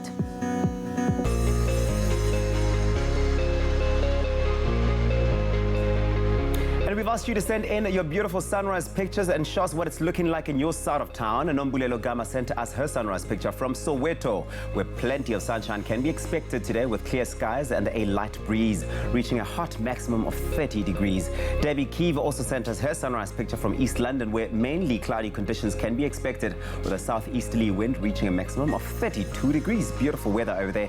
You too can get your pictures through to us on our Facebook using the hashtag Expresso Show. And now we take a look at those temperatures across the country, starting off in Polokwane, a low of 14, reaching a high of 28. With Mbombela, nice and sunny today, 18, reaching a max of 32 degrees. If you're out in the capital city, Pretoria 16, that's where you start off, peaking at 30 degrees. Johannesburg 14 and 30. And the highest temperatures in the country today, that's Mahikeng 14, your low reaching a high of 39. Klerksdorp 15, reaching a max of 35, with Kimberley starting off at 22, reaching highs of 34. Bloemfontein, you start off at 16, reaching that max of 33. And if you're out in Richards Bay, expect that northwesterly wind traveling at 20 kilometers per hour, 19, your low, reaching a high of 32. Whereas Pietermaritzburg is full of humidity, high humidity for you today, 16 and 28. Occasional rain for Durban is expected, 20, your low, reaching a high of 29. And high humidity for Mthatha, 14, your low, reaching a high of 39. A northwesterly, rather easterly wind of 20 kilometers per hour. That's for East London, 19. That's your low, reaching a high of 25. With Craddock at 17 and 34. Port Elizabeth, 14. Your low, reaching a max of 24. With George starting off at 17 and reaching a high of 27. The lowest temperatures in the country, that's Sutherland, 6, reaching a max of 25. And a couple of showers are expected for the mother city today. Cape Town, 13 and 20. And a southwesterly wind for Worcester, which is traveling at 36 kilometers per hour, 9, your low, reaching that max of 23. Springbok 10 and 27. And lastly, Uppington, you start off at 18, you will peak at 37 degrees today. That's where we leave it for now. National Recycling Week encourages the nation to take part in national and local events to raise awareness around behavioral change. And this year, our friends at Woolworths are driving a heightened awareness around educating consumers to shift their attitudes around single-use plastic. Woolworths Sustainability Project Manager Ralph Jewson joins us in studio this morning to chat about the project, which aims to positively shift customer behavior towards choosing reusable bags and Woolworths' commitment to phasing out single-use plastic shopping bags completely by 2020. Ralph, welcome to the show. Thank you for having us. So let's talk about why Woolworths wants to stop using, or rather selling, single-use plastic shopping bags. I think it's important that we recognize that that the environment is paying a heavy price for our behavior and our consumerism, as it were. And Woolworths has been on a journey, the good business journey, for a number of years now. That informs basically how and when we do business and with who. And it's at the heart of how we conduct ourselves when it comes to things like packaging and assortment of issues that rely on the environment, agriculture, etc.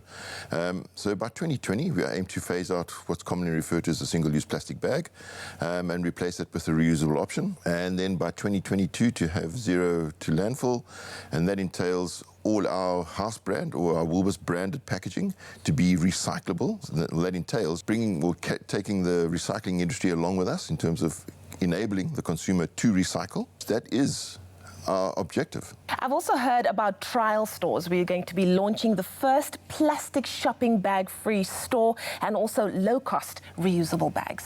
Okay, so we've actually launched in November last year, was our first trial store, Steenberg in Cape Town, and that entailed removing this single-use plastic bag, the shopping bag, from the foods environment and replacing it with a low-cost option, and it's a black version of a reusable bag. We've subsequently rolled out an additional 3 nationally, along with another 16 stores nationwide. The stores are Steenberg in Cape Town, Moreletta, Maroon Square and Delkern. And in the other 16 stores, it's a dual offer medium where consumers are encouraged to select the R6 reusable shopper over a single-use shopper. And what about other single-use plastic products like straws and earbuds? So we phased that out in our now outlets. They've moved on to wooden cutlery. We're in the process of rolling it out to our network of stores nationally with regard to sort of that takeaway environment where you need either a spoon or a knife and fork to have your prepackaged meal, salad, etc. And then in the retail space, we've moved away from plastic-stemmed earbuds to paper-stemmed earbuds. Another element, or another aspect of what we're doing is we've recently launched in the Blue Route a trial of our fashion, beauty and home bag. Oh, wow. It's a paper option, so it's once again, it replaces plastic. Mm-hmm. That bag is rooted in a circular economy concept, in that all the packaging that is used within our logistics network to deliver goods to stores is recovered, particularly in this case board. Board is then sent for recycling, converted into paper. That paper is used to make our fashion, beauty, home bag. At the moment, we're trialing the operational elements of it to understand the dynamics around volumes, etc., and that'll be rolled out soon.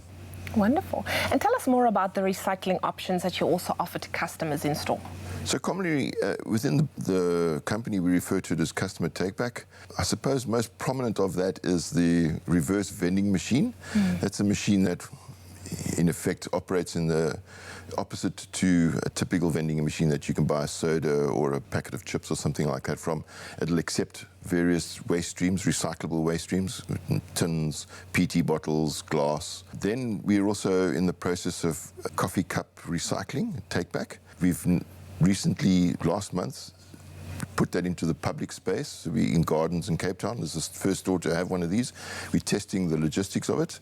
And commonly, it is a misconception that coffee cups aren't recyclable. They are recyclable. It's a similar waste stream to Tetra Paks. So it can be recycled and will be recycled. And then we have added to our current initiatives is the launch of a net bag for loose fruit and vegetables. Oh, wow. I love what Woolworths is doing to phase out single-use plastic shopping bags and products as well. But what can us as the consumer do to change our behavior, especially when it comes to being at home and work? The most important thing is to recognize that we need to change our behavior. So the first and most important thing that we can do in terms of changing our behavior is consider what we're doing, refuse where you can. Yeah. A good example would be a coffee that you buy at an outlet, and typically there'll be sugar sachets and a wooden stirrer. So ask the barista, put my sugar in for me prior to brewing the coffee.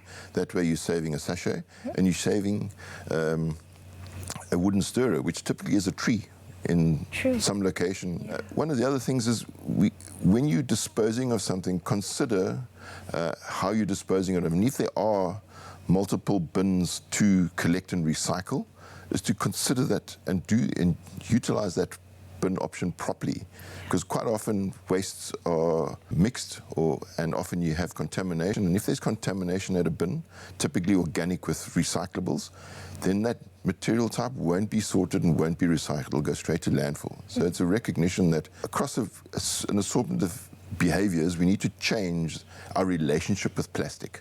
We also have compact fluorescent light bulbs, CFLs, commonly referred to as CFLs, and battery collection points in all our stores currently. And we're in the process of working on a clothing collection and recycling initiative. Oh, wow. That'll be coming in the near future. Well, thank you so much, Varel, for being here with us. And of course, as you are on your journey as Woolworths to tread lightly upon the earth, hopefully us as consumers will do the same thing as well.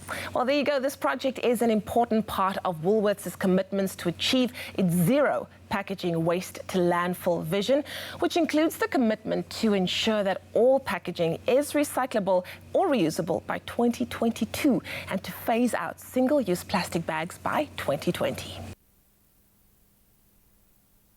Awesome stuff. Well, listen, we're going to take a quick break. The Feel Good doesn't stop here on your Feel Good Breakfast Show. Kat and I are feeling like we're already in Curacao, as some of the videos have said. But listen, things are definitely about to heat up. If you thought your Friday was any better, it's about to go to a whole new level because Tropica Island of Treasure Season 9, there's a brand new song. Yes. And guess who's performing it after the break? Hi. Cat Factor. You don't want to miss it. See you after this. On the next episode of The Next Brand Ambassador, going back to basics, the contestants are tasked with putting together a mall activation that attracts passing shoppers and generates leads. It's go time. What are we going to do to make this great? This is so intense. I've never done this. Poor help. No one wants to work with me. If you want to be boss, go be boss somewhere else, gal. That's The Next Brand Ambassador, Thursdays at 7:30 p.m. only on SABC 3.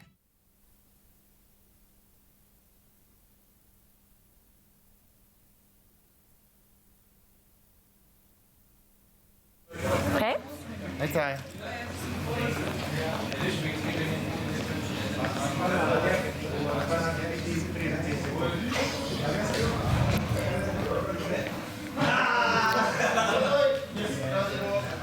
Am I signing out again at the end of this? Stand by. Quiet, guys, quiet. 5, 4, 3, 2. Israeli Prime Minister Benjamin Netanyahu and his rival Benny Gantz are jostling over the terms of a unity government after the country's second election in a year ended in deadlock. Both men's parties failed to win enough votes on Tuesday to build a coalition with a majority. They have now started negotiations on a joint administration. Gantz rebuffed the idea, saying he wanted a unity government, but only one led by him. His party has ruled out joining a coalition led by Netanyahu, who faces possible corruption charges.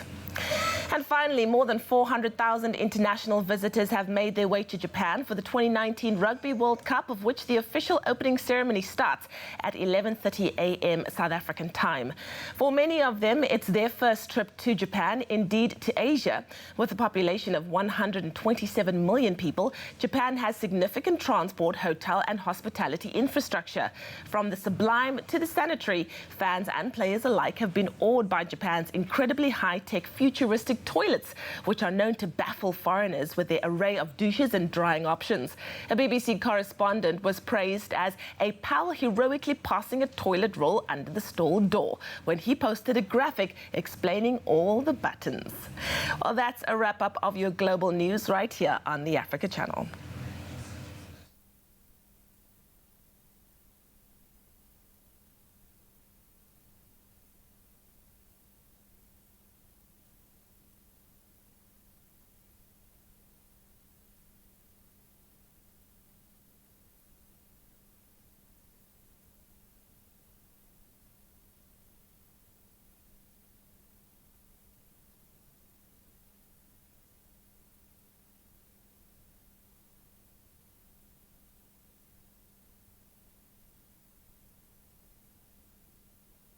It's my feel-good breakfast show. Welcome back to your Feel Good Breakfast Show. It's Expresso right here on SABC3.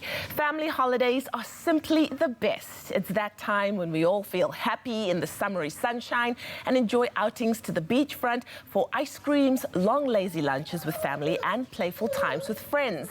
And for those of our viewers out there who have little children, we know the need for summer clothing and accessories that are easy to wear and tick all the boxes of sparkly, bright, easy to put on and wear all summer long are vital for the summer months ahead. And that's why Woolworths has a selection of fun and playful pieces that inspire the little people as much as they do us who shop for them.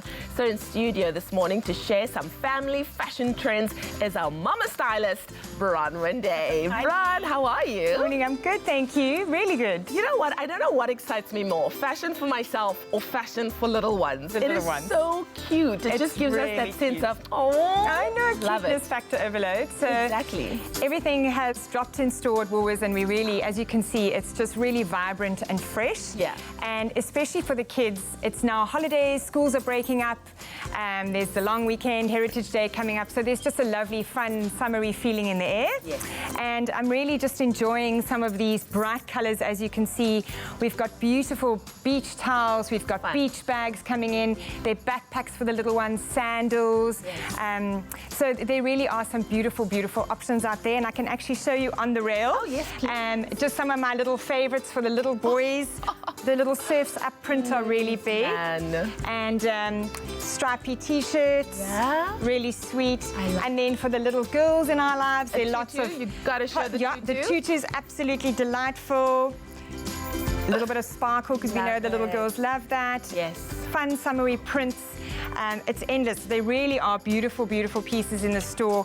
And as you can see, we've put together some lovely fun feels for you all this morning. How do we make sure as parents, not we, well, as parents out there, that you dress your little one in the trendiest outfits without making it look overdressed? Absolutely. So obviously kiddies are easy to dress, some of them, and not so easy, some of them, because where they're wriggling around and everything. So what's lovely, there are lots of elasticated waists in store, as you saw, easy to put on flip-flops for the little ones, little hats that can come on and off, and bright colors, so that the kids actually are sort of drawn to the items as opposed to not really wanting to put them on, because it can be tough. It can be tough. Well, you always bring us a visual representation of what you're talking about. Get us into the summer feels with our models today. So we have Gia, our little superstar, and her mom, Claudia. They are here to show us some of their little items. I can't.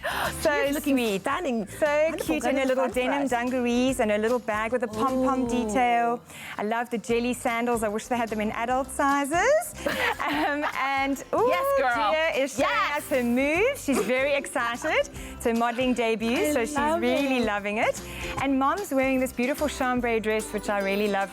The drawstring waist is really flattering, comfortable, easy to dress up and down as well. And I love the oversized sort of beach bag look for the weekend.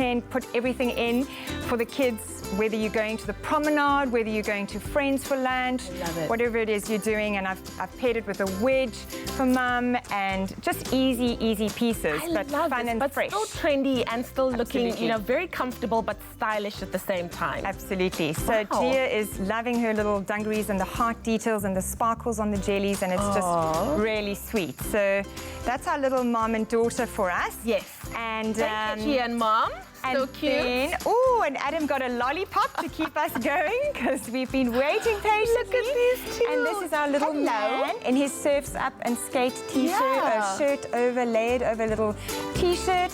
And we're loving these little crocodile sandals. So cute. So cute. Slip-on, easy to wear. And Dad's, I've paired him in lovely edition turquoises for the summer. And Dad, got a roll-up sleeve, which is really easy to wear. I love it. And just nice, bright, sort of holiday feel for the weekend. Course, the clothes have to make sure that it can handle a lot of drool. A lot of drool. One can see now. Yes, that's a nice lolly. And Adam is having his lollipop for breakfast, because otherwise Adam was going to run off the TV screen. Of course. Well, thank you so much to our models. Maybe we can get Mom and Gia also back in here again. Yes. I absolutely love this, and I love that Woolies is basically taking care of summer where our kiddies are concerned. Yes, the whole family is covered. And love it. It's a fun, fresh holiday coming up now, mini break for some. Yes. And we're just really enjoying all these colours.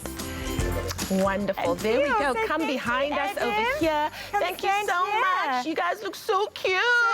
So you must come model on our show all the time, okay? There we go. Yes, Wow, we are feeling so much of the cuteness factor. And of course, with this family and everything that we've gotten to see with the kiddies' fashion, summer is definitely going to be amazing. And Woolworths has you covered with all of these looks that are available online, in-store, and even on the Woolies app. So moms and dads, don't waste any time. Make sure that those kids are on trend.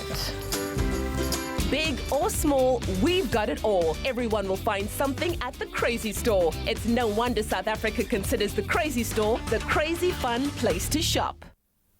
Well, the truth is there's nothing quite like the smell of a nice, delicious braai coming through, especially around this time of the year when it's our wonderful South African delicacies that are obviously toasting away on those braai. So Heritage Day is upon us, and we just can't wait to light up our fires and serve up some great drinks with our loved ones, you know, to celebrate this delicious tradition. Now, to ensure that your day goes off without a hitch or a glitch, we've put together some extremely cool, entertaining tips thanks to the Crazy Store and their wide variety of homeware items. Now, let's get it started with a nachi mocktail recipe that goes beyond the braai. Yeah, firstly, check out the setup that you can have once you've made all of this deliciousness. It's an array. Yeah, I mean, the variety that you spoke about right now, very, very much there. So if you want to be making this mocktail, you'll need certain few ingredients, some ice, some sparkling water, some nachis, Clement Gold nachis. They're in season right now, so you can find them almost at any store. And then some limes that you squeeze. In case you're wondering how to get nachi juice, that's how you cut it. Because I was asking Nicole whether you have to like peel it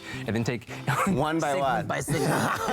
that might take the whole day. Then you won't have the braai. Cut it in half and then of course just squeeze. And there you go. But I'm gonna leave this to look pretty over here. Sweet. So what do you do? You've got one of these wonderful mixes that we used, I think, last week to make a batter for baking. So what you're going to do is, let's squeeze one lime in there. Obviously, that's going to enhance the flavor. Of course, it is very potent. So you don't want too much of it in there. So obviously we're making use of this 2-liter mixing and measuring jug, which is used to make the mocktail.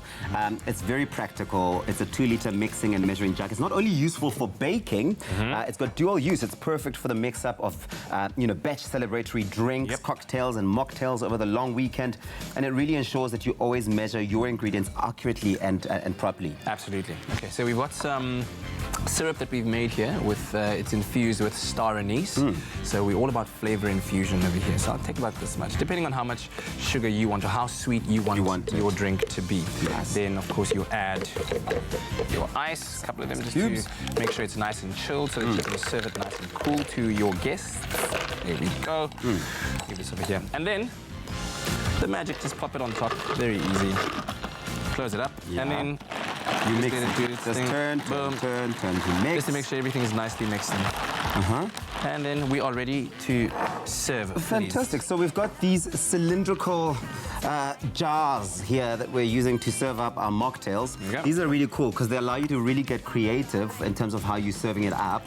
Not only are they great to display beautiful flower arrangements, because you can do that, little flower arrangements, but you can also use them to drink. Yeah, be creative. Be absolutely creative. Yeah. So we're going to just get them. Obviously. And they come. No, go ahead. They come with these reusable straws, which is fantastic because everyone's really paying attention to saving the planet. Everyone's doing that right now. No one wants paper straws. These are really cool because they're reusable. Yeah. And then, just to kind of spice things up a little bit, we've got some rosemary that we are going to throw in break there. Off over here, and then throw it into the mocktail. To look nice also for those Insta pictures. There we go. But the keyword is crazy. SMS crazy to 33728. We'll send you a text with a link to the recipe, how to make this mocktail and get going with the family this long weekend. There we go. Look at that. Cool. Let that, I mean, obviously you'll prepare this before the guests arrive, so let the rosemary infuse there for a couple of minutes, and then there you go. Shall we have a taste? It's simple, it's quick and easy to make. Let's see. Oh, that's good. Just holding this handle makes you feel like a long weekend thing. Cheers! Cheers! That's crazy to 33728. We'll SMS you the recipe. Cheers! Big or small, we've got it all. Everyone will find something at the Crazy Store. It's no wonder South Africa considers the Crazy Store the crazy fun place to shop.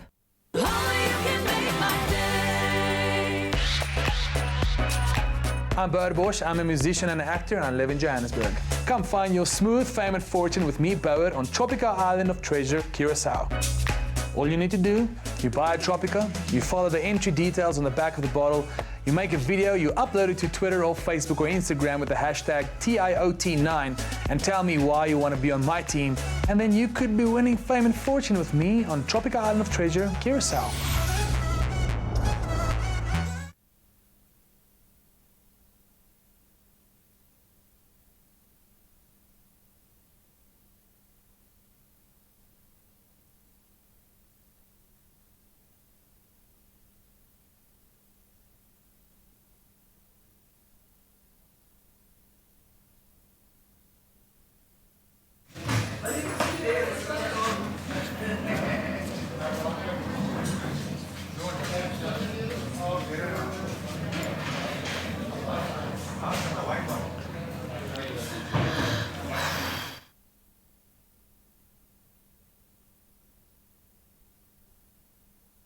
It's my feel-good breakfast show.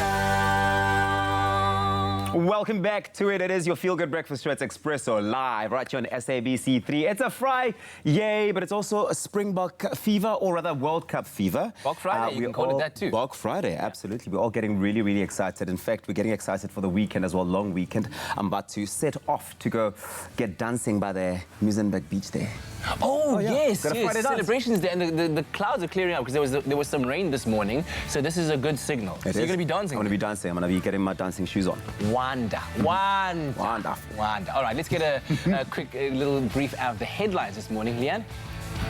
In the national news this morning, for the first time, municipal law enforcement in the Western Cape will train investigators. The move is part of what the provincial government yesterday called its most comprehensive safety plan. Premier Alan Winde said 1 billion rand had been set aside for the initiative. The plan involves training and deploying 3,000 law enforcement officers. For every 1,000 officers, there will be 50 investigators. Winde said the investigators would prepare dockets for prosecution in cases of serious and violent crime, which would help police.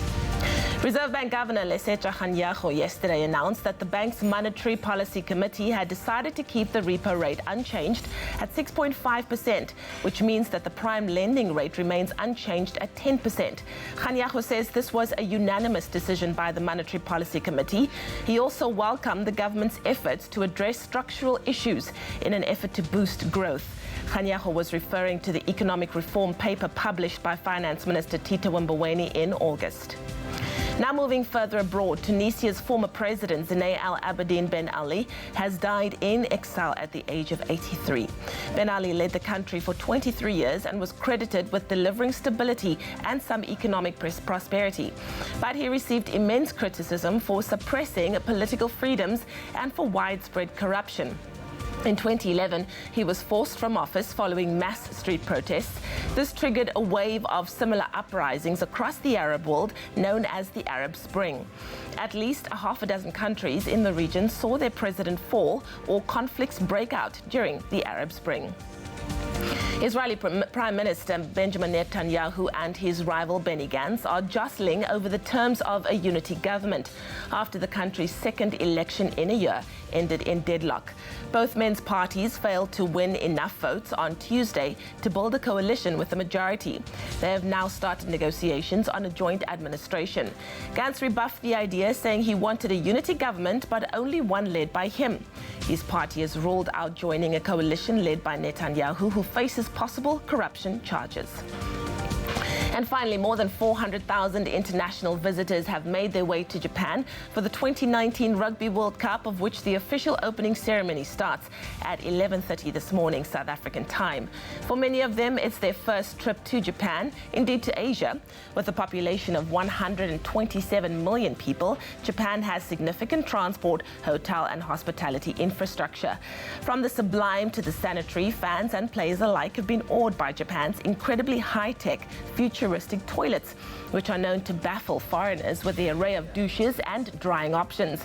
A BBC correspondent was praised as a pal heroically passing a toilet roll under the stall door when he posted a graphic explaining all the buttons. Well, that was your wrap-up of Express Headline News. Here's a final look at what's happening in the world of sport with Kat.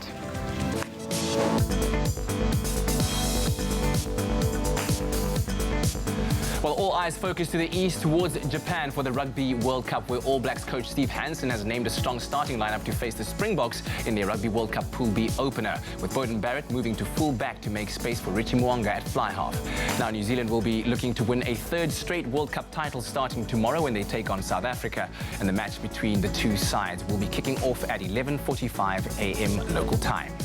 In football news, Thursday evening Europa League action saw Arsenal claim a 3-0 win over 10-man Eintracht Frankfurt, while Manchester United left it late to beat visitors from Kazakhstan, Astana. They beat them 1-0 at Old Trafford last night.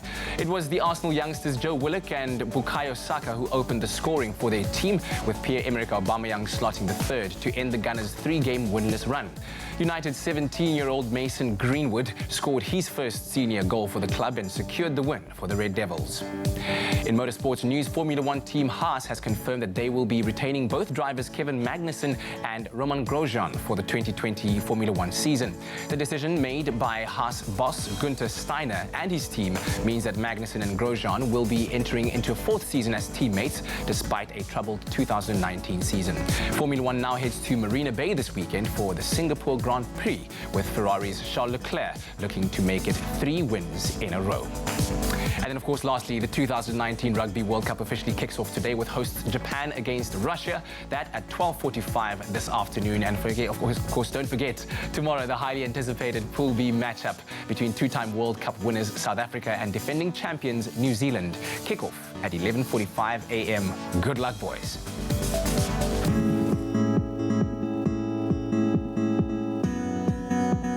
Good luck, boys. And now we take a look at your roads. Starting off in Gauteng, in Roodepoort, there is protest action on Roodepoort CBD or in Roodepoort CBD between Albertina Sisulu Road and Main Reef. All roads are obstructed with burning tires and rocks.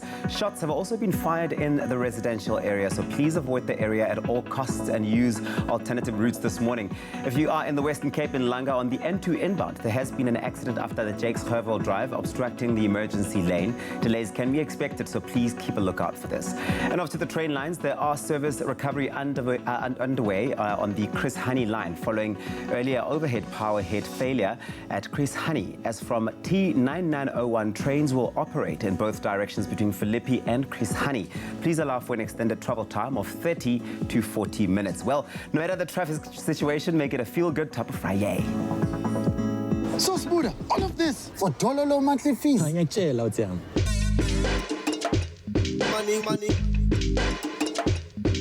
Money.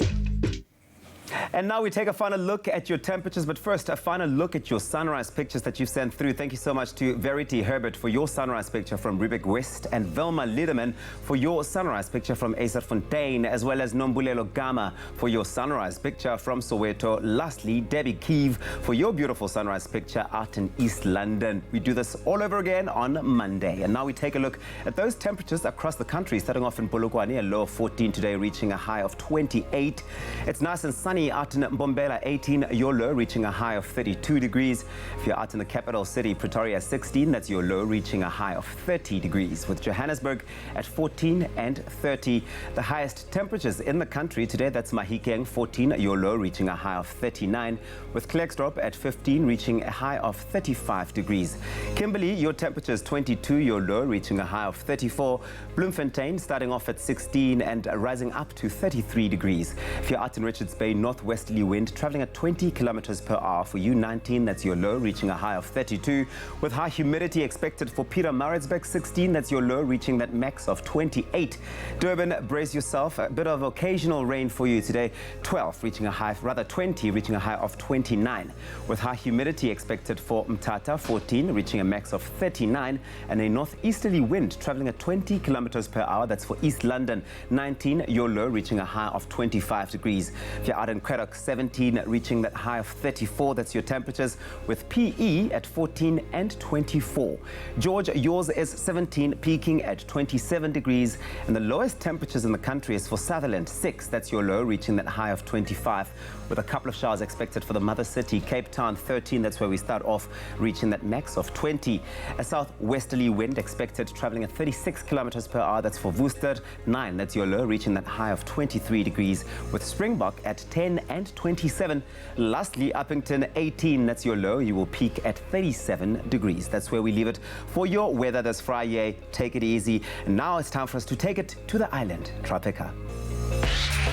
This is Season 9 of Tropica Island of Treasure. Welcome to Curacao in the Caribbean. Buy Tropica and come find your smooth fame and fortune. Audition online now to compete with your favorite celeb, and you could join us in paradise and stand a chance to win your share of a smooth 1 million rand. Grab a Tropica for details and see you in paradise. The more Tropica you buy, the more chances you have to win hundreds of thousands of prizes. Tropica, nothing smoother.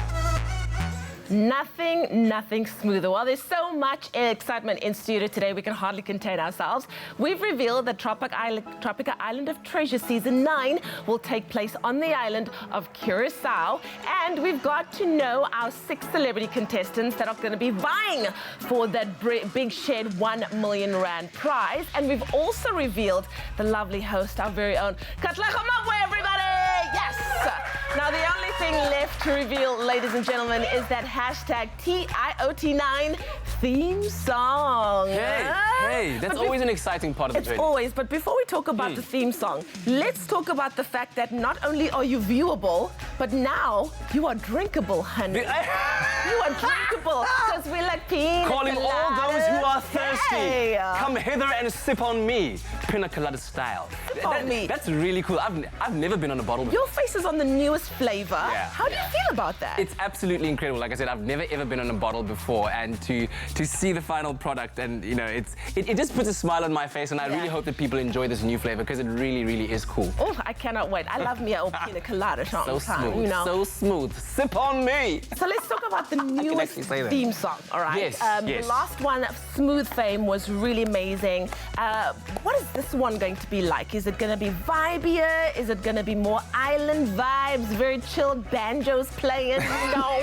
No banjos No for this banjos? island. But of Okay. course, as you've heard with a lot of the talk behind Tropica Island of Treasure, it's always been about the smooth fame and fortune. Yes. So that's the kind of lead that we took with the song this year, to make it a lot more chill, a lot more smooth, for you to be able to kind of, you know, get your shoulders going with it a little bit, with lyrics that are kind of, I think, more easily digestible, and, you know, a catchier hook as well. I mean, so far what I've heard from people that have heard the song is that it is very catchy. After hearing it the first time, they're able to kind of recite that hook. That's very important. Yeah, that's what we want. That's We very, want very the show to stick in people's minds, and that once we start going on air, every week people need to tune in. It is a fun show, it is a smooth show, and we want people to be part of that action. Last season's theme song was totally amazing. How does one up that ante? Were you a part of the writing process? What goes into making a hit song twice? Well, it's a collaborative effort. Yeah. And thank you for saying it's a hit song. From you, who knows, you know, radio, and you know music very well.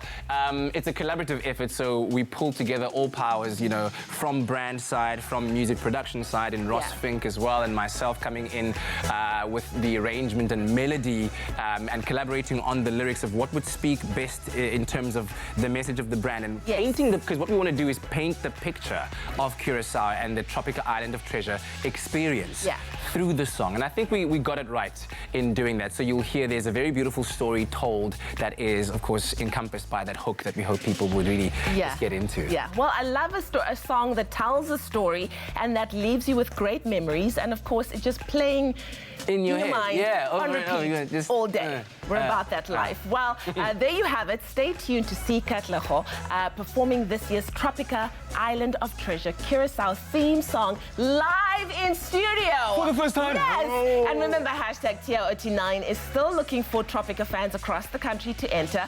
All you need to do is record a video of yourself where you describe how you would outsmooth your competitors on the island. Tell us what makes you unique and why you deserve a spot on the island. Then load the video onto Instagram Instagram, Twitter, or Facebook with the hashtag TIOT9, and then let a friend know by tagging them, and it could very well be you winning some smooth fame and fortune in Tropica Island of Treasure, Curacao. The T's and C's and more information can be found on tropica.co.za. When we return, Katlego is going to be performing the very new Tropica Island of Treasure theme song, Do Not Move a Muscle. We are ready. Catch the repeat of Presenter Search on 3, the Expresso edition, Saturday at 1 on SABC3, as the Top 10 Wake Up Challenge continues. With a Viewer's Choice winner coming in, who will impress the judges enough to stay in the competition? That's Presenter Search on 3, the Expresso edition, Saturday at 1 on SABC3. The stage is yours. Own it.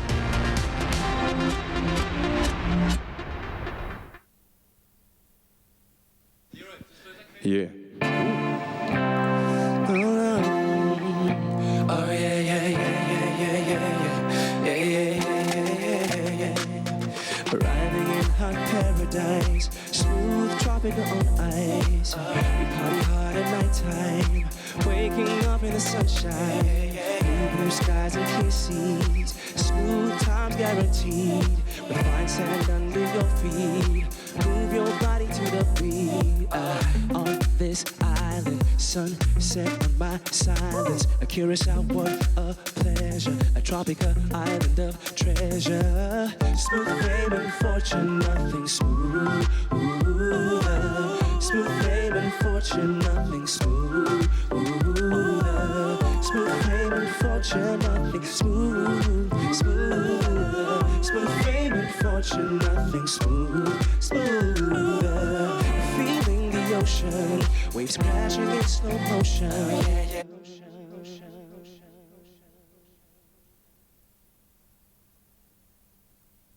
It's my feel-good breakfast show. Welcome back to your Feel Good Breakfast Show. It's Expresso right here on SABC3. Earlier, we spoke to Kat about this year's Tropica Island of Treasure Curacao theme song. And now it's time for the big reveal. Kat, are you ready to bring it to us live, large, and in charge? Let's do this. Okay, I'm going to leave my friend here with you. This is, for the first time ever on South African TV, the theme song for Tropica Island of Treasure Season 9. Take it away, Kat. Oh yeah, oh yeah, yeah, yeah, yeah, yeah, yeah, yeah. Arriving in hot paradise, smooth Tropica on ice. Party hard at nighttime, waking up in the sunshine. Blue skies and clear seas, smooth times guaranteed. With fine sand under your feet, move your body to the beat. On this island, a sunset on my silence. A Curacao, what a pleasure. A Tropica Island of Treasure. Smooth fame and fortune, nothing smooth. Smooth fame and fortune, nothing smooth. Smooth fame and fortune, nothing smooth. Smooth fame and fortune, nothing smooth. I'm feeling the ocean, waves crashing in slow motion. Cruise ships in the distance, nothing better than this instant. Clear skies at night, Milky Way reflecting bright. Here we come, a game time, fun in the sun. Well, there's a party on this island. Stop the beat, I got some things to mention. Toast to those who couldn't deal with the tension. 6 figures, I'm cashing out my pension. Smooth fame and fortune, nothing smooth. Smooth fame and fortune, nothing smooth. Smooth fame and fortune, nothing smooth. Smooth fame and fortune, nothing smooth. Yeah, yeah, yeah, yeah, yeah, yeah. Woo! Oh my goodness, we are hooked. Yeah? Smooth fame and fortune, nothing smooth. Yes. Ooh, Yes. If you want to find out how to enter for Yes. Tropical Island of Treasure Season 9, then watch this. Hey. Smooth. This is Season 9 of Tropica Island of Treasure. Welcome to Curacao in the Caribbean. Buy Tropica and come find your smooth fame and fortune. Audition online now to compete with your favorite celeb, and you could join us in paradise and stand a chance to win your share of a smooth 1 million rand. Grab a Tropica for details and see you in paradise. The more Tropica you buy, the more chances you have to win hundreds of thousands of prizes. Tropica, nothing smoother. Well, after all that smoothness, we're in the kitchen hanging out with Teresa Ulyet. How are you doing this morning? Very well. Happy it's Friday. Yes, absolutely. Did you like the song, by the way? I did. Yes, you enjoyed it? Very, very good. Excellent stuff. But, Yay. of course, we're not in the kitchen to talk about that. We're about to talk about all of this deliciousness happening here, especially if you are a fan of Portuguese food. Then today's recipe is a must-have for you. It's got to go on your to-try list. And we're making Portuguese classic prego rolls. And the #1 rule for prego is the simpler, the better. And so Teresa's here to show us exactly how to do that. All right, so what do we need for this? Right, so very, very simple. We've got some onion in the pan. Uh-huh. And we're going to add our clover olive pride. What's the secret to getting your onions as beautifully golden brown as that? Because I struggle with that. I usually end up panicking that I'm going to burn my onions, so that I just throw everything on top of it to kind of disguise. Like, I don't want to see what's going on with my onions. Yeah, so what's the secret? If you want them to caramelize, you need the heat to be quite low. Okay. And you need to take it slow, yeah. So Low and slow, a little low bit and of slow. patience, yeah, and you'll get them golden. Beautiful stuff. Yeah, Oh. and we've just sliced these ones. We haven't chopped them. Mm-hmm. And they've been cooking for a couple of minutes. They're lovely and soft and golden. And then we're going to add some chili. Okay. For a little bit of kick. Just a little bit. And some garlic. A lot. By the way, SMS the keyword clover to 33728 if you want to try out this recipe at home for the weekend. Clover olive pride, of course, our secret ingredient that we're using here. A blend of beautiful seed oils and extra virgin olive oil. All right, so you got the garlic, you got Friday the chili. recipe, don't you think? It really is. Weekend food. Great for the weekend, especially with the Rugby World Cup. Yes. You want to make sure that everyone is fed all at the same time, so you don't have to prepare a salad and a potato salad, and you braai your meat, get it ready, and then give them the prego rolls. Yeah. You're done. And it's very all simple. food groups, all in one. All in one. All Okay. sorted. Good stuff. Right, so let the chili and garlic cook off for about a minute. Mm-hmm. And then we're going to add some tomato paste. Mm-hmm. And of course, at this point in time, your kitchen is smelling like Oh, garlic, which is I like know. delicious, and everyone thinks, oh, the master chef is in the kitchen. I've added some red wine vinegar as well. Okay. And some red wine. So it's going to be a beautiful, rich sauce with lots and lots of flavor. Of course, the alcohol is going to cook off. It will, yes. And then you'll be left with those beautiful red wine flavor That's profiles. right. So you're going to stir that all together and then let that simmer for about 6 to 8 minutes. So a little bit of time just to reduce it, and it's going to go thick. Quick question that I have though. Yes. Why add red wine vinegar and red wine? Do they work kind of symbiotically together it's to help each other the out? flavor and the richness. Yes. Yeah. Okay. All kind of combines together and it makes this beautiful, And then look thick, at that. delicious sauce. So you can see it's thickened Yeah, it's quite a lot. reduced. Yes. So after how long would that be the case? So 6 to 8 minutes. But 6 just to 8 keep an eye on it and obviously judge when it's starting to look thick. Patience. Then you know you're good to go. You need some patience for that one. All right, and then good. we're going to Now, assemble them. let us do so. Yes, so would you like to do that one So and you've I'll got do your this one? prego roll that so you've we've toasted them. You can do that on a griddle pan Griddle or pan on under your the grill. fire. Yep, even Yeah. on a dry frying pan, you just pop it on. Oh, there we go. It'll Good work. stuff. Right, now we've got some minute steaks. Mm-hmm. So you can pop one of those on. Here. So is that the key ingredient to a prego roll? You need a minute steak. This is our hero. But I mean, if you Obviously were cooks going to be very brying over quickly. the weekend, you could have a thicker cut, something a bit more. Yeah, you can. Or something more around the meat. Okay. And then we're going to pop our beautiful sauce on top. Oh, look at that. At that. So much flavor. There you go. And of course, with this recipe, we did use clover olive pride, which is That's that right. beautiful blend of seed oils and extra virgin olive oil. That's what brings Yeah. all the beautiful flavor Get it into all on our there. prego roll. Look at that. Look at that. Okay. Yum. Right, Now we're that going that's to put done, some tomato on. I'm going to pop some lettuce on mine. one tomato. Oh, hello. Lovely Nearly and lost that fresh. one. One tomato, and let's put it for this way for the display. There we go. There we go. And of course, expect the sauce to be all over the place. That's exactly all the part of the idea. experience. And then we got our Lovely lettuce fresh lettuce. here. I'm going to put a little toothpick in there. There we go. How amazing is that? Here we go. There we go. And then I'll get this in here. There we go. Quick and easy. And then you can say bom dia to your friends when you present it to them. Exactly. In perfect Portuguese. That looks amazing. That looks stunning. Biting into that is going to be very good. Incredible. All right, so if that was very difficult for you to follow the steps through, let's quickly show you how to make it very easily. Olive Pride brings a touch of pride and the natural beauty of olive oil to your table. Made with love by Clover. Make some classic Portuguese pub grub this weekend. Clover Olive Pride Prego rolls are juicy, tender and packed with flavour. These will definitely be a crowd pleaser during the Rugby World Cup. Add a touch of pride to a pan and gently fry 1 thinly sliced onion until golden. Next, add 4 crushed garlic cloves, 1 chopped red chilli, a tablespoon of tomato paste, a 1/4 cup of red wine, a tablespoon of red wine vinegar, and gently cook to reduce the sauce for about 8 minutes. Season to taste and set aside. Add your beef minute steaks to a hot griddle pan, season to taste, and cook on both sides until done to your liking.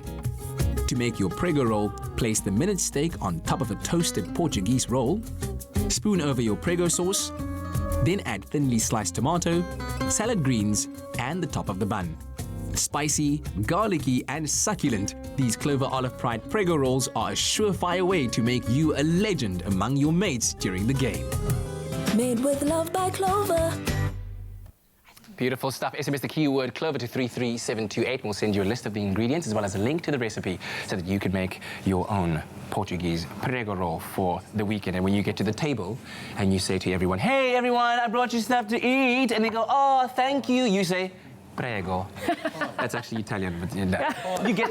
Sounds impressive. It's that thing. It's that thing. This is amazing. So you say you've been quite inspired this week by the recipes Yes, you've made. absolutely. I mean, it's great family food, quick and easy, full of flavour. I mean, that's my type of cooking. Nice and easy. Lots of inspiration for the weekend. Absolutely. Do enjoy it. Try it out and let us know how your prego roll turns out. Clover to 33728. Olive Pride brings a touch of pride and the natural beauty of olive oil to your table. Made with love by Clover. And it's official, summer vibes are in the air and we can feel it. Now the temperatures are rising and so is the need to dress according to cooler weather, of course, cooler clothing, shorter sleeves and slip into some summer sandals to just finish off that look. It's time to shed the spotlight on sandals that give you the freedom to be on the move without any compromise on style. Our fashion expert Bronwyn Day is back and she's going to be sharing her favorite sandal trends in Woolworths right now. Bron, is this you? Are you responsible for all of this? I've gone and handpicked these for our viewers and for all of us ladies who love to show off our feet in summer, and there are just some beautiful options at Woolworths. Stunning. As you can see, I'm loving the neutral tones. It's really a big, big trend. And as you can see, you can have leather, there's metallic hardware details, and all the way through to even flip-flops that are embellished, which I think is pretty cool for summer. Oh, very hot right now. I love those neutral tones, and I'm really enjoying this song. I think it's beautiful, just with the with this little bit of sparkle, and again you can wear these out in the evening. And then we go into the sort of darker tones. The gladiator sandals are a very big trend. Stunning. And I think these are so versatile with maxi dresses. You can wear these with trousers, shorts, so they go a long way. And these are my next favorites. I love this sort of stud, oversized stud detail, and this sort of S shape. It's got like a really Grecian feel about it, and it just makes you feel inspired to get dressed in the day without sort of feeling underdressed in the sandal, or you know, like you haven't really put your look together. This is a wonderful way of looking gathered without wearing heels. Yeah, so I love that. I see there's quite a selection, but most of the sandals are flat. Yes. Is it okay to wear a flat sandal even at night? Absolutely. We're seeing on Fashion Week now in New York, Milan and everything, there's a lot of lean towards wearing a flat sandal with an evening gown.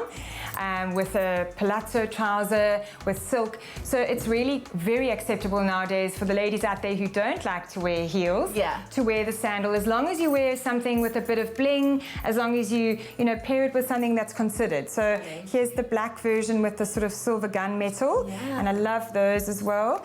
And if you don't like too much bling, you could also go for a ruffle detail. So there really are some beautiful, beautiful options, and I'm enjoying the offering, especially by night, because if you're tall or petite, you can still get away with it. It just means considered. Exactly.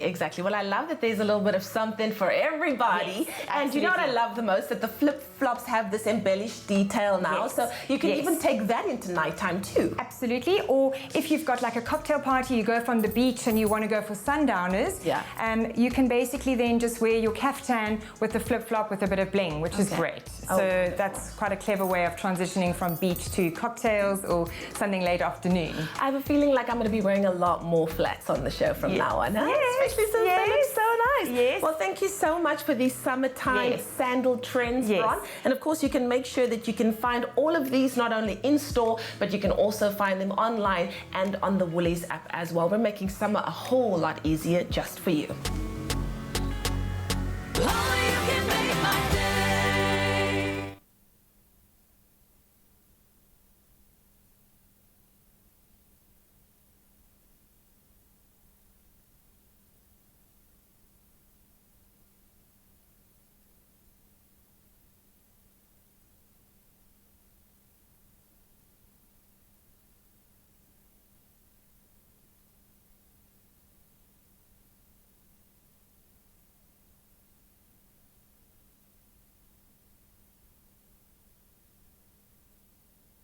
It's my feel-good breakfast show.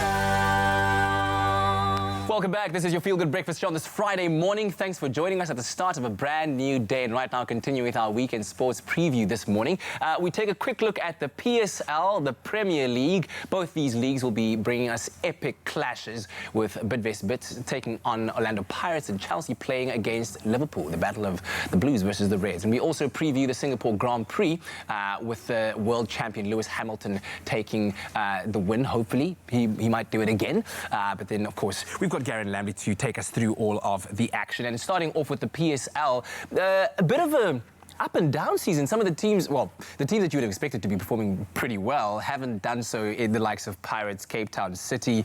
It's been quite a turbulent season, to say the least. Absolutely. A slow start for, as you say, in particular, Orlando Pirates and Cape Town City. Benny McCarthy not very happy with his team at the moment. But then on the flip side, Kaizer Chiefs flying high at the top of the table.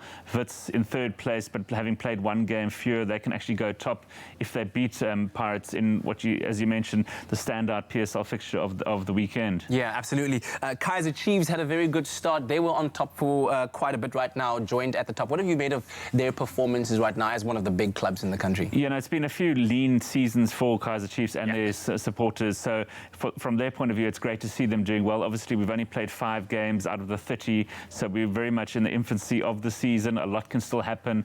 You're sort of expecting the Mamelodi Sundowns of the world to still finish near the top, if not at the top, defend their PSL titles. So, a long way to go, but, nothing Kaizer Chiefs have done wrong to date. They can take a lot of confidence from their start to the season. Yeah, and what do you make of Orlando Pirates' performance thus far? I mean, it seems like they just buckle under pressure. Is that what you would call it? Yeah, I'd say that's fair enough. I mean, that's an accurate assessment of their season to date. They just haven't seemingly in the last few seasons, as well as Chiefs, their big Soweto rivals, put it together and so put a sustained run towards the title together. So, again, I think their supporters will be a little bit worried because they're already a number of points behind, and it's very difficult to catch up in a very competitive PSL season where, it's no shock when any team sort of upsets any other team. It's very competitive top to bottom. Yeah. So, which is obviously great for South African football. Yeah, and then, of course, a host of other fixtures coming up. Stellenbosch FC getting the true baptism of fire into the big leagues over there at the bottom. But let's reflect on the Premier League. One that has also been a bit of an up and down. Obviously, if you're a Liverpool supporter, you're very happy right now. Unbeaten so far in the league. But of course, I mean, what do you make of Manchester City losing to Norwich in an epic game last week. Absolutely. You know, the English Premiership throws up these classic clashes from time to time, and certainly last week, Norwich, nobody backed them to upset City, but they did so 3-2, so a great result there for them. The Canaries flying high. Yeah. But Liverpool, amazing start. 5 out of 5, 5 victories, perfect 15 points from 15, flying high. You know, they really now are I would say, the odds-on favourites to go on and maybe even put in a sustained run to the title. City have fallen a number of points behind. It's going to be very difficult to close that gap. So, you know, they are sort of in second place. They're certainly not out of it. Spurs right up there as well. Leicester, who would ever forget them, you know, winning the league. So they're right up there as well. But then teams like Chelsea and Liverpool and Arsenal in particular, you know, already 7 or 8 points adrift. Very difficult to close that gap. You know, are they turning their attentions just to a Champions League spot for next year? But, you know, the match of the weekend, as we mentioned earlier, Chelsea at home to Liverpool, Blues versus Reds at Stamford Bridge. Yeah, Frank Lampard getting a taste of the Premier League in the most hectic fashion. And I mean, Liverpool right now, as strong as they are, coming up against a Chelsea side that hasn't looked the sharpest at all time. The likes of Mason Mount have really performed well for them, but of course now he's out with injury. Right. That's a big blow to them as a team. Where do you see this fixture going? You know, it's a tough one. It's the sort of banana peel for Liverpool. You can see them losing or dropping points, maybe walking away with a draw in this game, but the form at the moment suggests that Liverpool should pick up the 3 points, even though it's away from home. Frank Lampard, as we said, really struggling, finding out that playing is a lot easier than maybe managing. So, you know, Chelsea will really have to be at their very, very best to sort of hold out a fairly rampant Liverpool side at the moment that are really flying high with oozing confidence. Yeah, Tottenham away to Leicester, City at home to Watford, United away to West Ham, and of course Arsenal home to Aston Villa. And then finally, if we could just take a quick peek at the Formula One season right now. We're going to Singapore. What do you make of Lewis Hamilton's charge right now against Charles Leclerc, who's looking very confident, looking to make it 3 out of 3 right now on the podium? Absolutely, and he's flying high. I don't think this track will necessarily suit Ferrari, so I expect Lewis Hamilton to be the favourite. He's looking for a 5th title in Singapore. I mean, what's not to like about racing around a street circuit at night under lights? Come on, Cape Town. Should be a fantastic spectacle. Sebastian Vettel's also won 4 titles, but I don't think, as I said, it's the sort of track that suits for Ferrari. I think Red Bull are more likely to mount a challenge through Max Verstappen. But Lewis Hamilton flying high, looking for a 6th world title. I think he's 63 points ahead already, which sort of amounts to 2.5 races that he could actually record a do not finish. So he's well on track for the title. I certainly don't expect him to be outside the top 1 or 2 on the podium for sure. You know, anything going wrong. But, you know, it should be a fantastic race. A lot of problems with the pollution and the haze in the area, which does affect these cars. Yeah, and of course we've seen a very competitive Formula One season. A lot of crashes where drivers are really pushing the limits of not just their cars, but their driving abilities over the past season. So hopefully we'll see just as much action and hopefully with everyone coming home safely as well. Garen, thank you very much for joining us this entire morning for what is going to be an amazing weekend full of sport, and we'll see you again soon. Monday morning, of course, we'll bring you all of the results. But in the meantime, tell us what you're looking forward to. Also send a shout out to the Springboks as they prepare to take on the All Blacks in the Rugby World Cup opener tomorrow morning.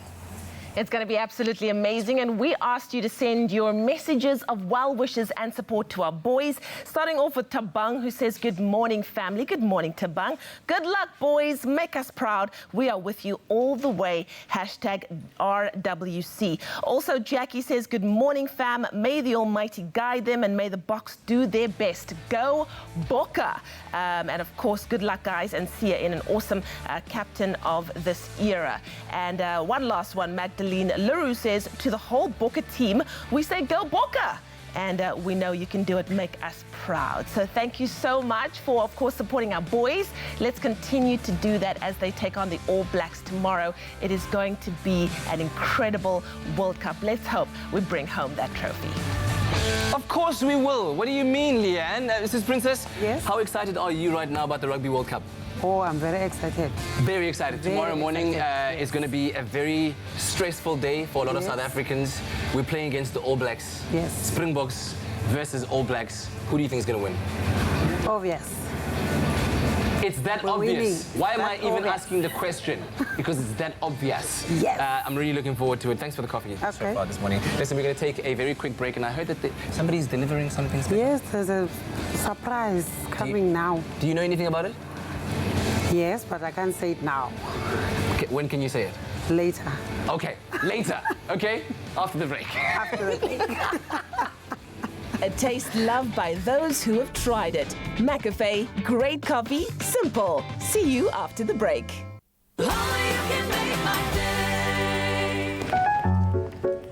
Bon boy.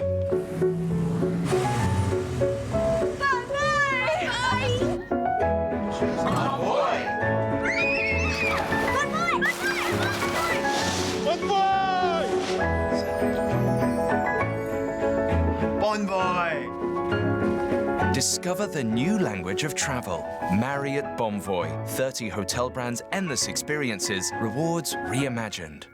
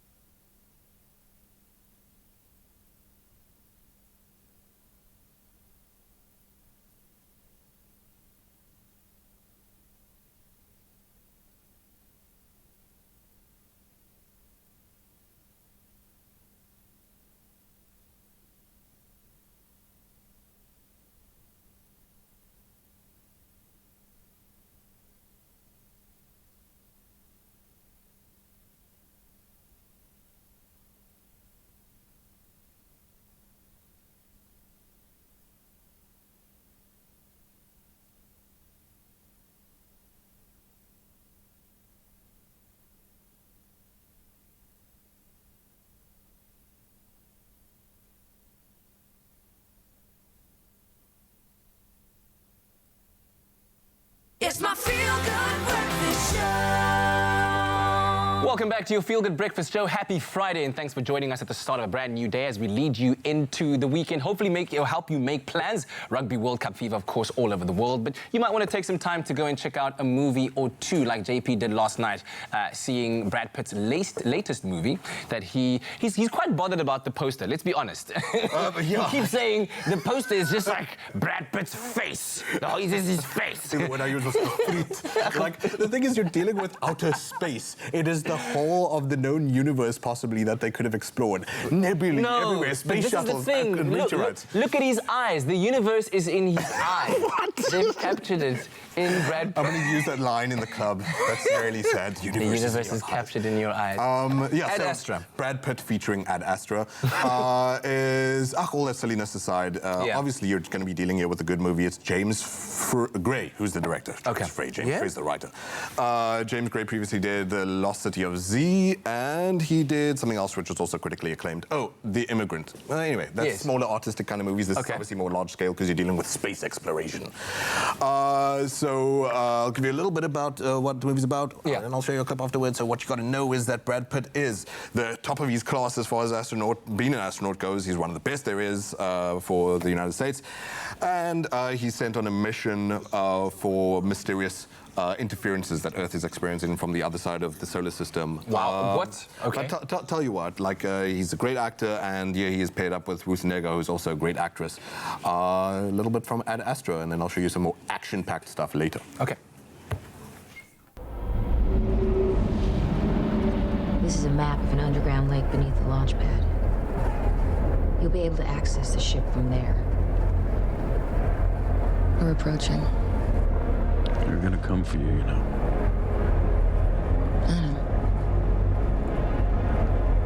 I don't care anymore.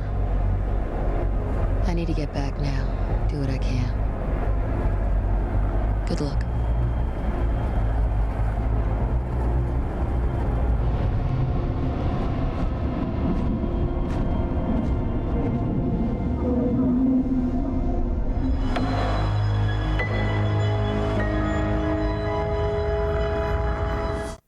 think that was a G minor at the end there. Very dramatic kind of chord. I'm going to leave that up to you. What was that? Who is coming for them? I'm sorry. Okay, answers ASAP. So aside from having this larger mission that is threatening Earth, there are these blasts from, I don't know, speak to the physics guy about what they are, that are threatening Earth from Neptune. There's obviously secrets underlying that Brad Pitt's seniors aren't necessarily telling him about what the source of the thing is. They've known something that we... And so Ruth Negga is there from the previous mission, which he is now trying to investigate. And she's sort of making clear to him that, like, you might be airing some dirty laundry for the Federation here. Oh, wow. And you might be putting your nose in business that you might not like. Hey, there's Tommy Lee Jones, by the way, the mysterious man who is meant to meet with, the relation of which and the mission relation of which I'm not going to make clear to you. It's not a major spoiler, but in fact, I make it clear in the trailer about who the guy is. But anyway, so you've got this larger mission going on. He's, like I said, a great astronaut. He is an engineer, and what you're seeing here now is the scene that sets it all off at the start of the movie.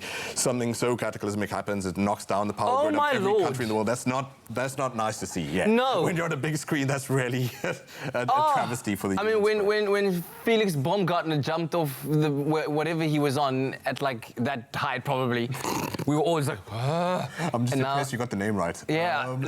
He's working at the top there of like a space tower, which is obviously supposed to be some sort of antenna that helps us collect information from the other side of the solar system. Yeah, Elon launched that last week, didn't he? Please speak to the science guy, not Elon, JP, about this. It's Elon, clearly.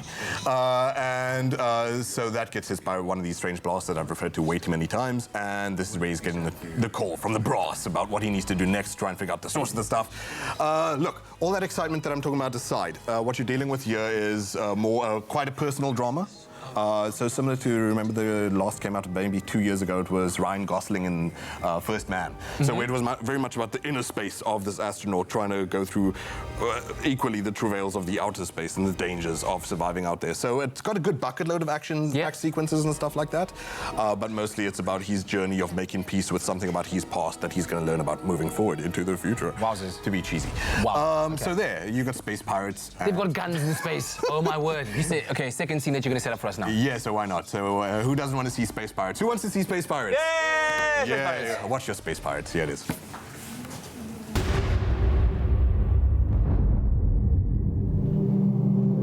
We've been having trouble with pirates since September. Some countries have been giving them safe haven. They'll take hostages or go for our rovers. It's like the Wild West out there. It's your first time in the war zone? 3 years over the Arctic Circle. And a heck of a lot of Army-Navy games. Well, I guess that's not much you haven't seen, right? Well, look, it's almost a full moon. The large stretch of the far side's real black, so let's suit up. Lunar rover set for departure to the Far Side Launch Complex. Look at this. The big blue marble. Rover 7, confirming settings. Bearing 290.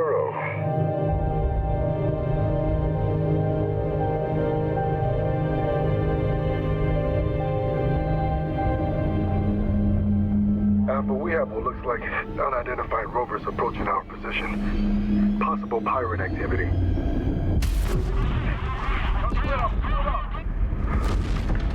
Alpha, we need backup ASAP. We're being ambushed.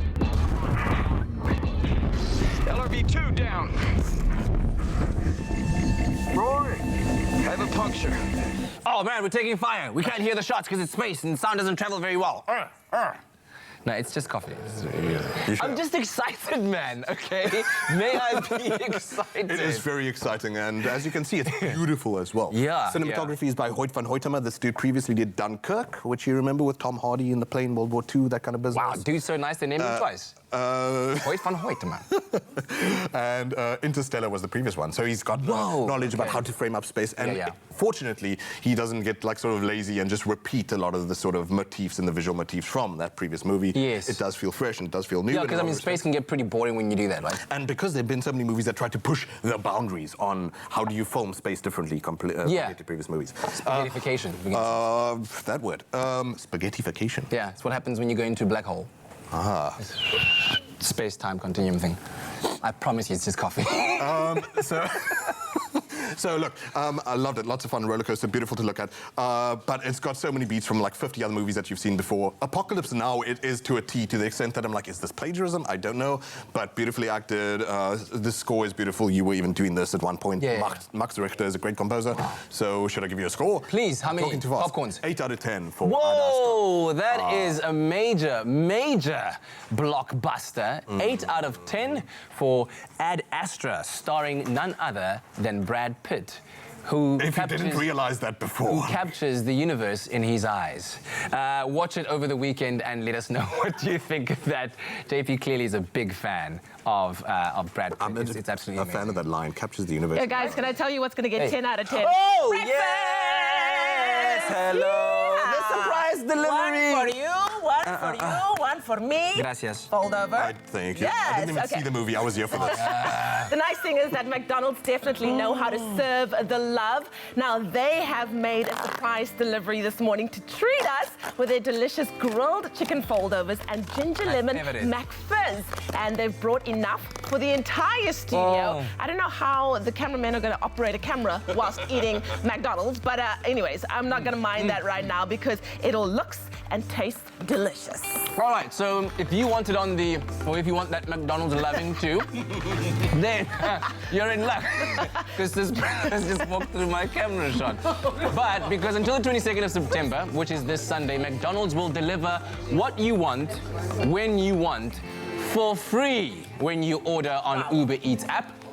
So all you got to do is use the promo code MACD free delivery, okay? MACD, so MCD free delivery when you check out, and it's as simple as that. Exactly, it is Friday, it's the weekend, so you have no choice but to treat yourself. Let us know on social media what you plan on ordering, and if you've never tried the grilled McChicken foldover, now is a good time to try it, because why? It tastes so good.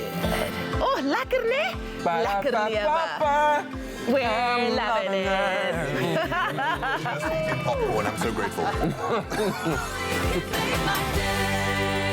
Who's got what it takes to shine on Expresso? Your favorite breakfast show is searching for new presenters, and it's your time to shine with Orbit Gum.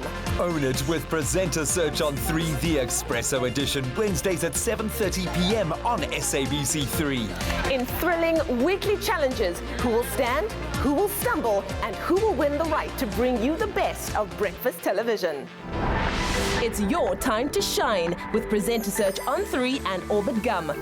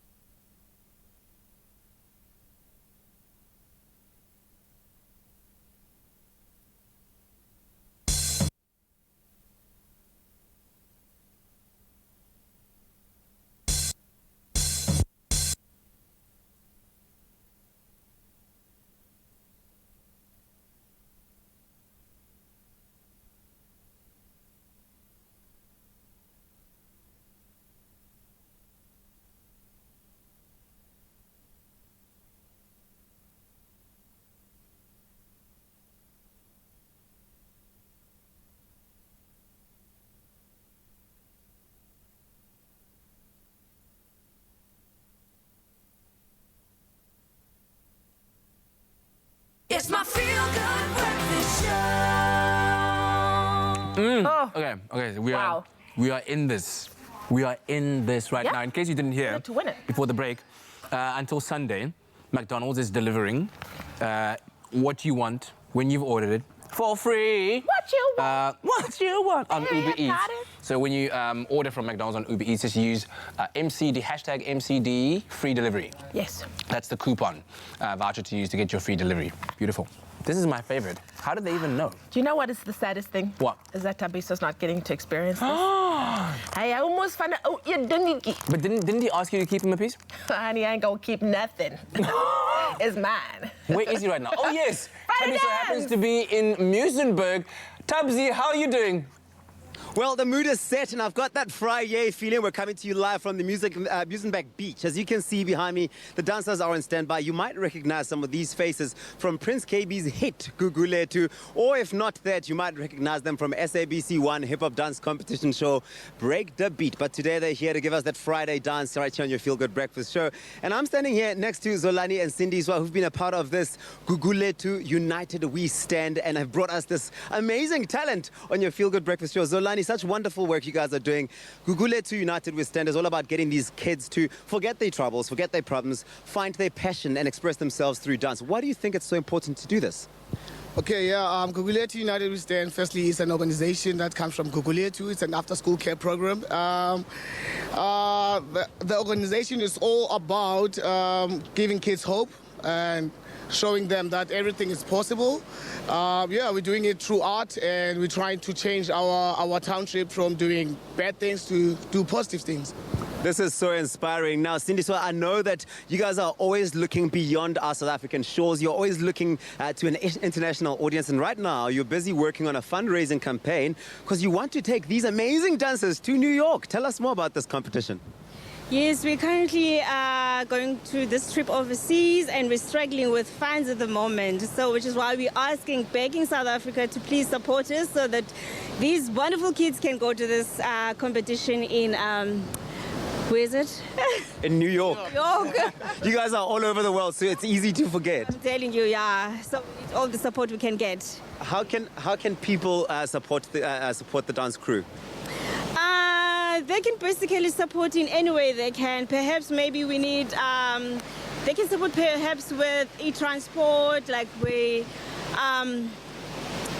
how can they support? Yeah. How can people donate? Is there a website or a Facebook address that they can go to? Yeah, we do have a Facebook account. It's called Guguletu United We Stand. Please get in contact with us, and we will take it from there. But we really need financial support, because without funds, we can't go anywhere. We can't go overseas. We can't show these kids that it's possible to go overseas. Yeah. Well, there's a lot of dreams at stake here, and these guys have proven to South Africa time and time again, going off to perform internationally for the Princes of Sweden even last year, appearing in Prince KB's Guguletu music video, taking part in that Break the Beat competition on SABC1, and doing so amazingly well. You can support them. Go on Facebook. It's called Guguletu United We Stand. And right now, they're about to perform right here live for you on your Feel Good Breakfast show. Guys, are you ready for it? Yeah. Take it away!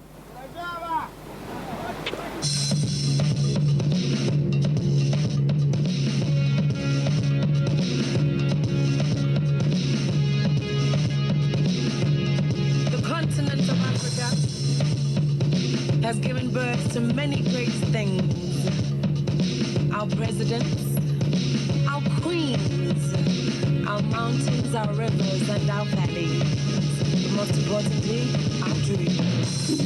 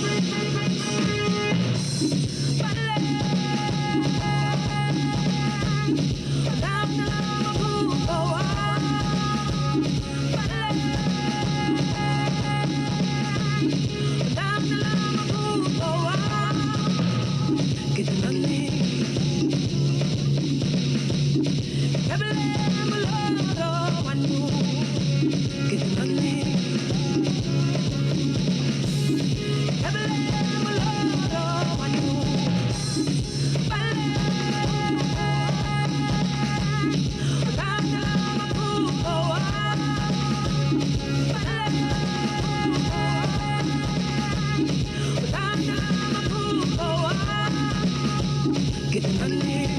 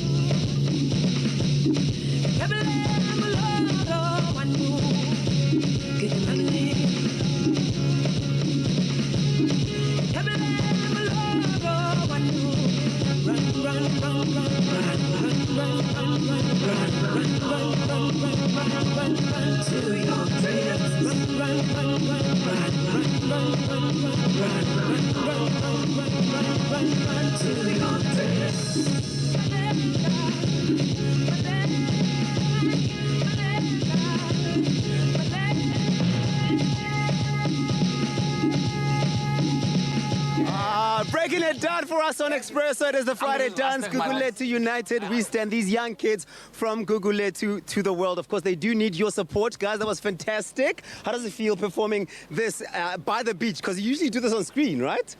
You must be excited to do it by the beach, right?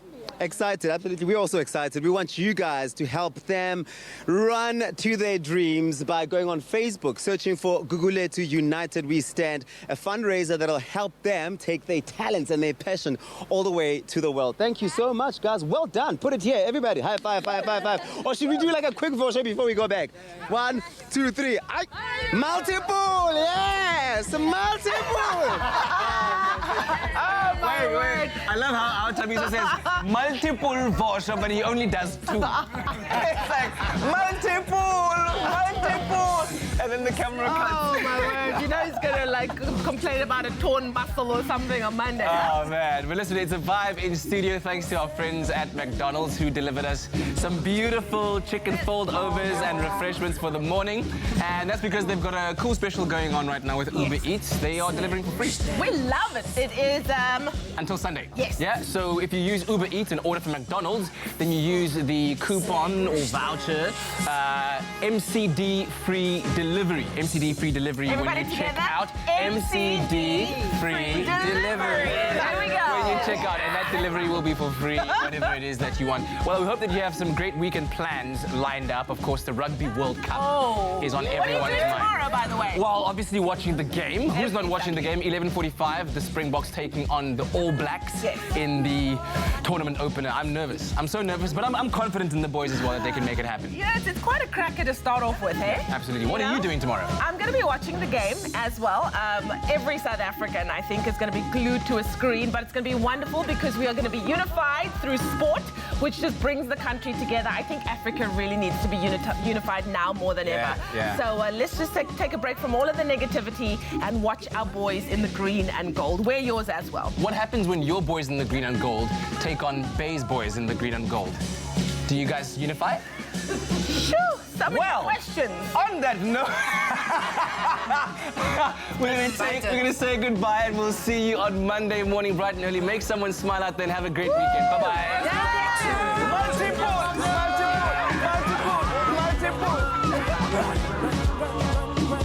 Expresso Morning Show, made with love by Clover. Another feel-good production.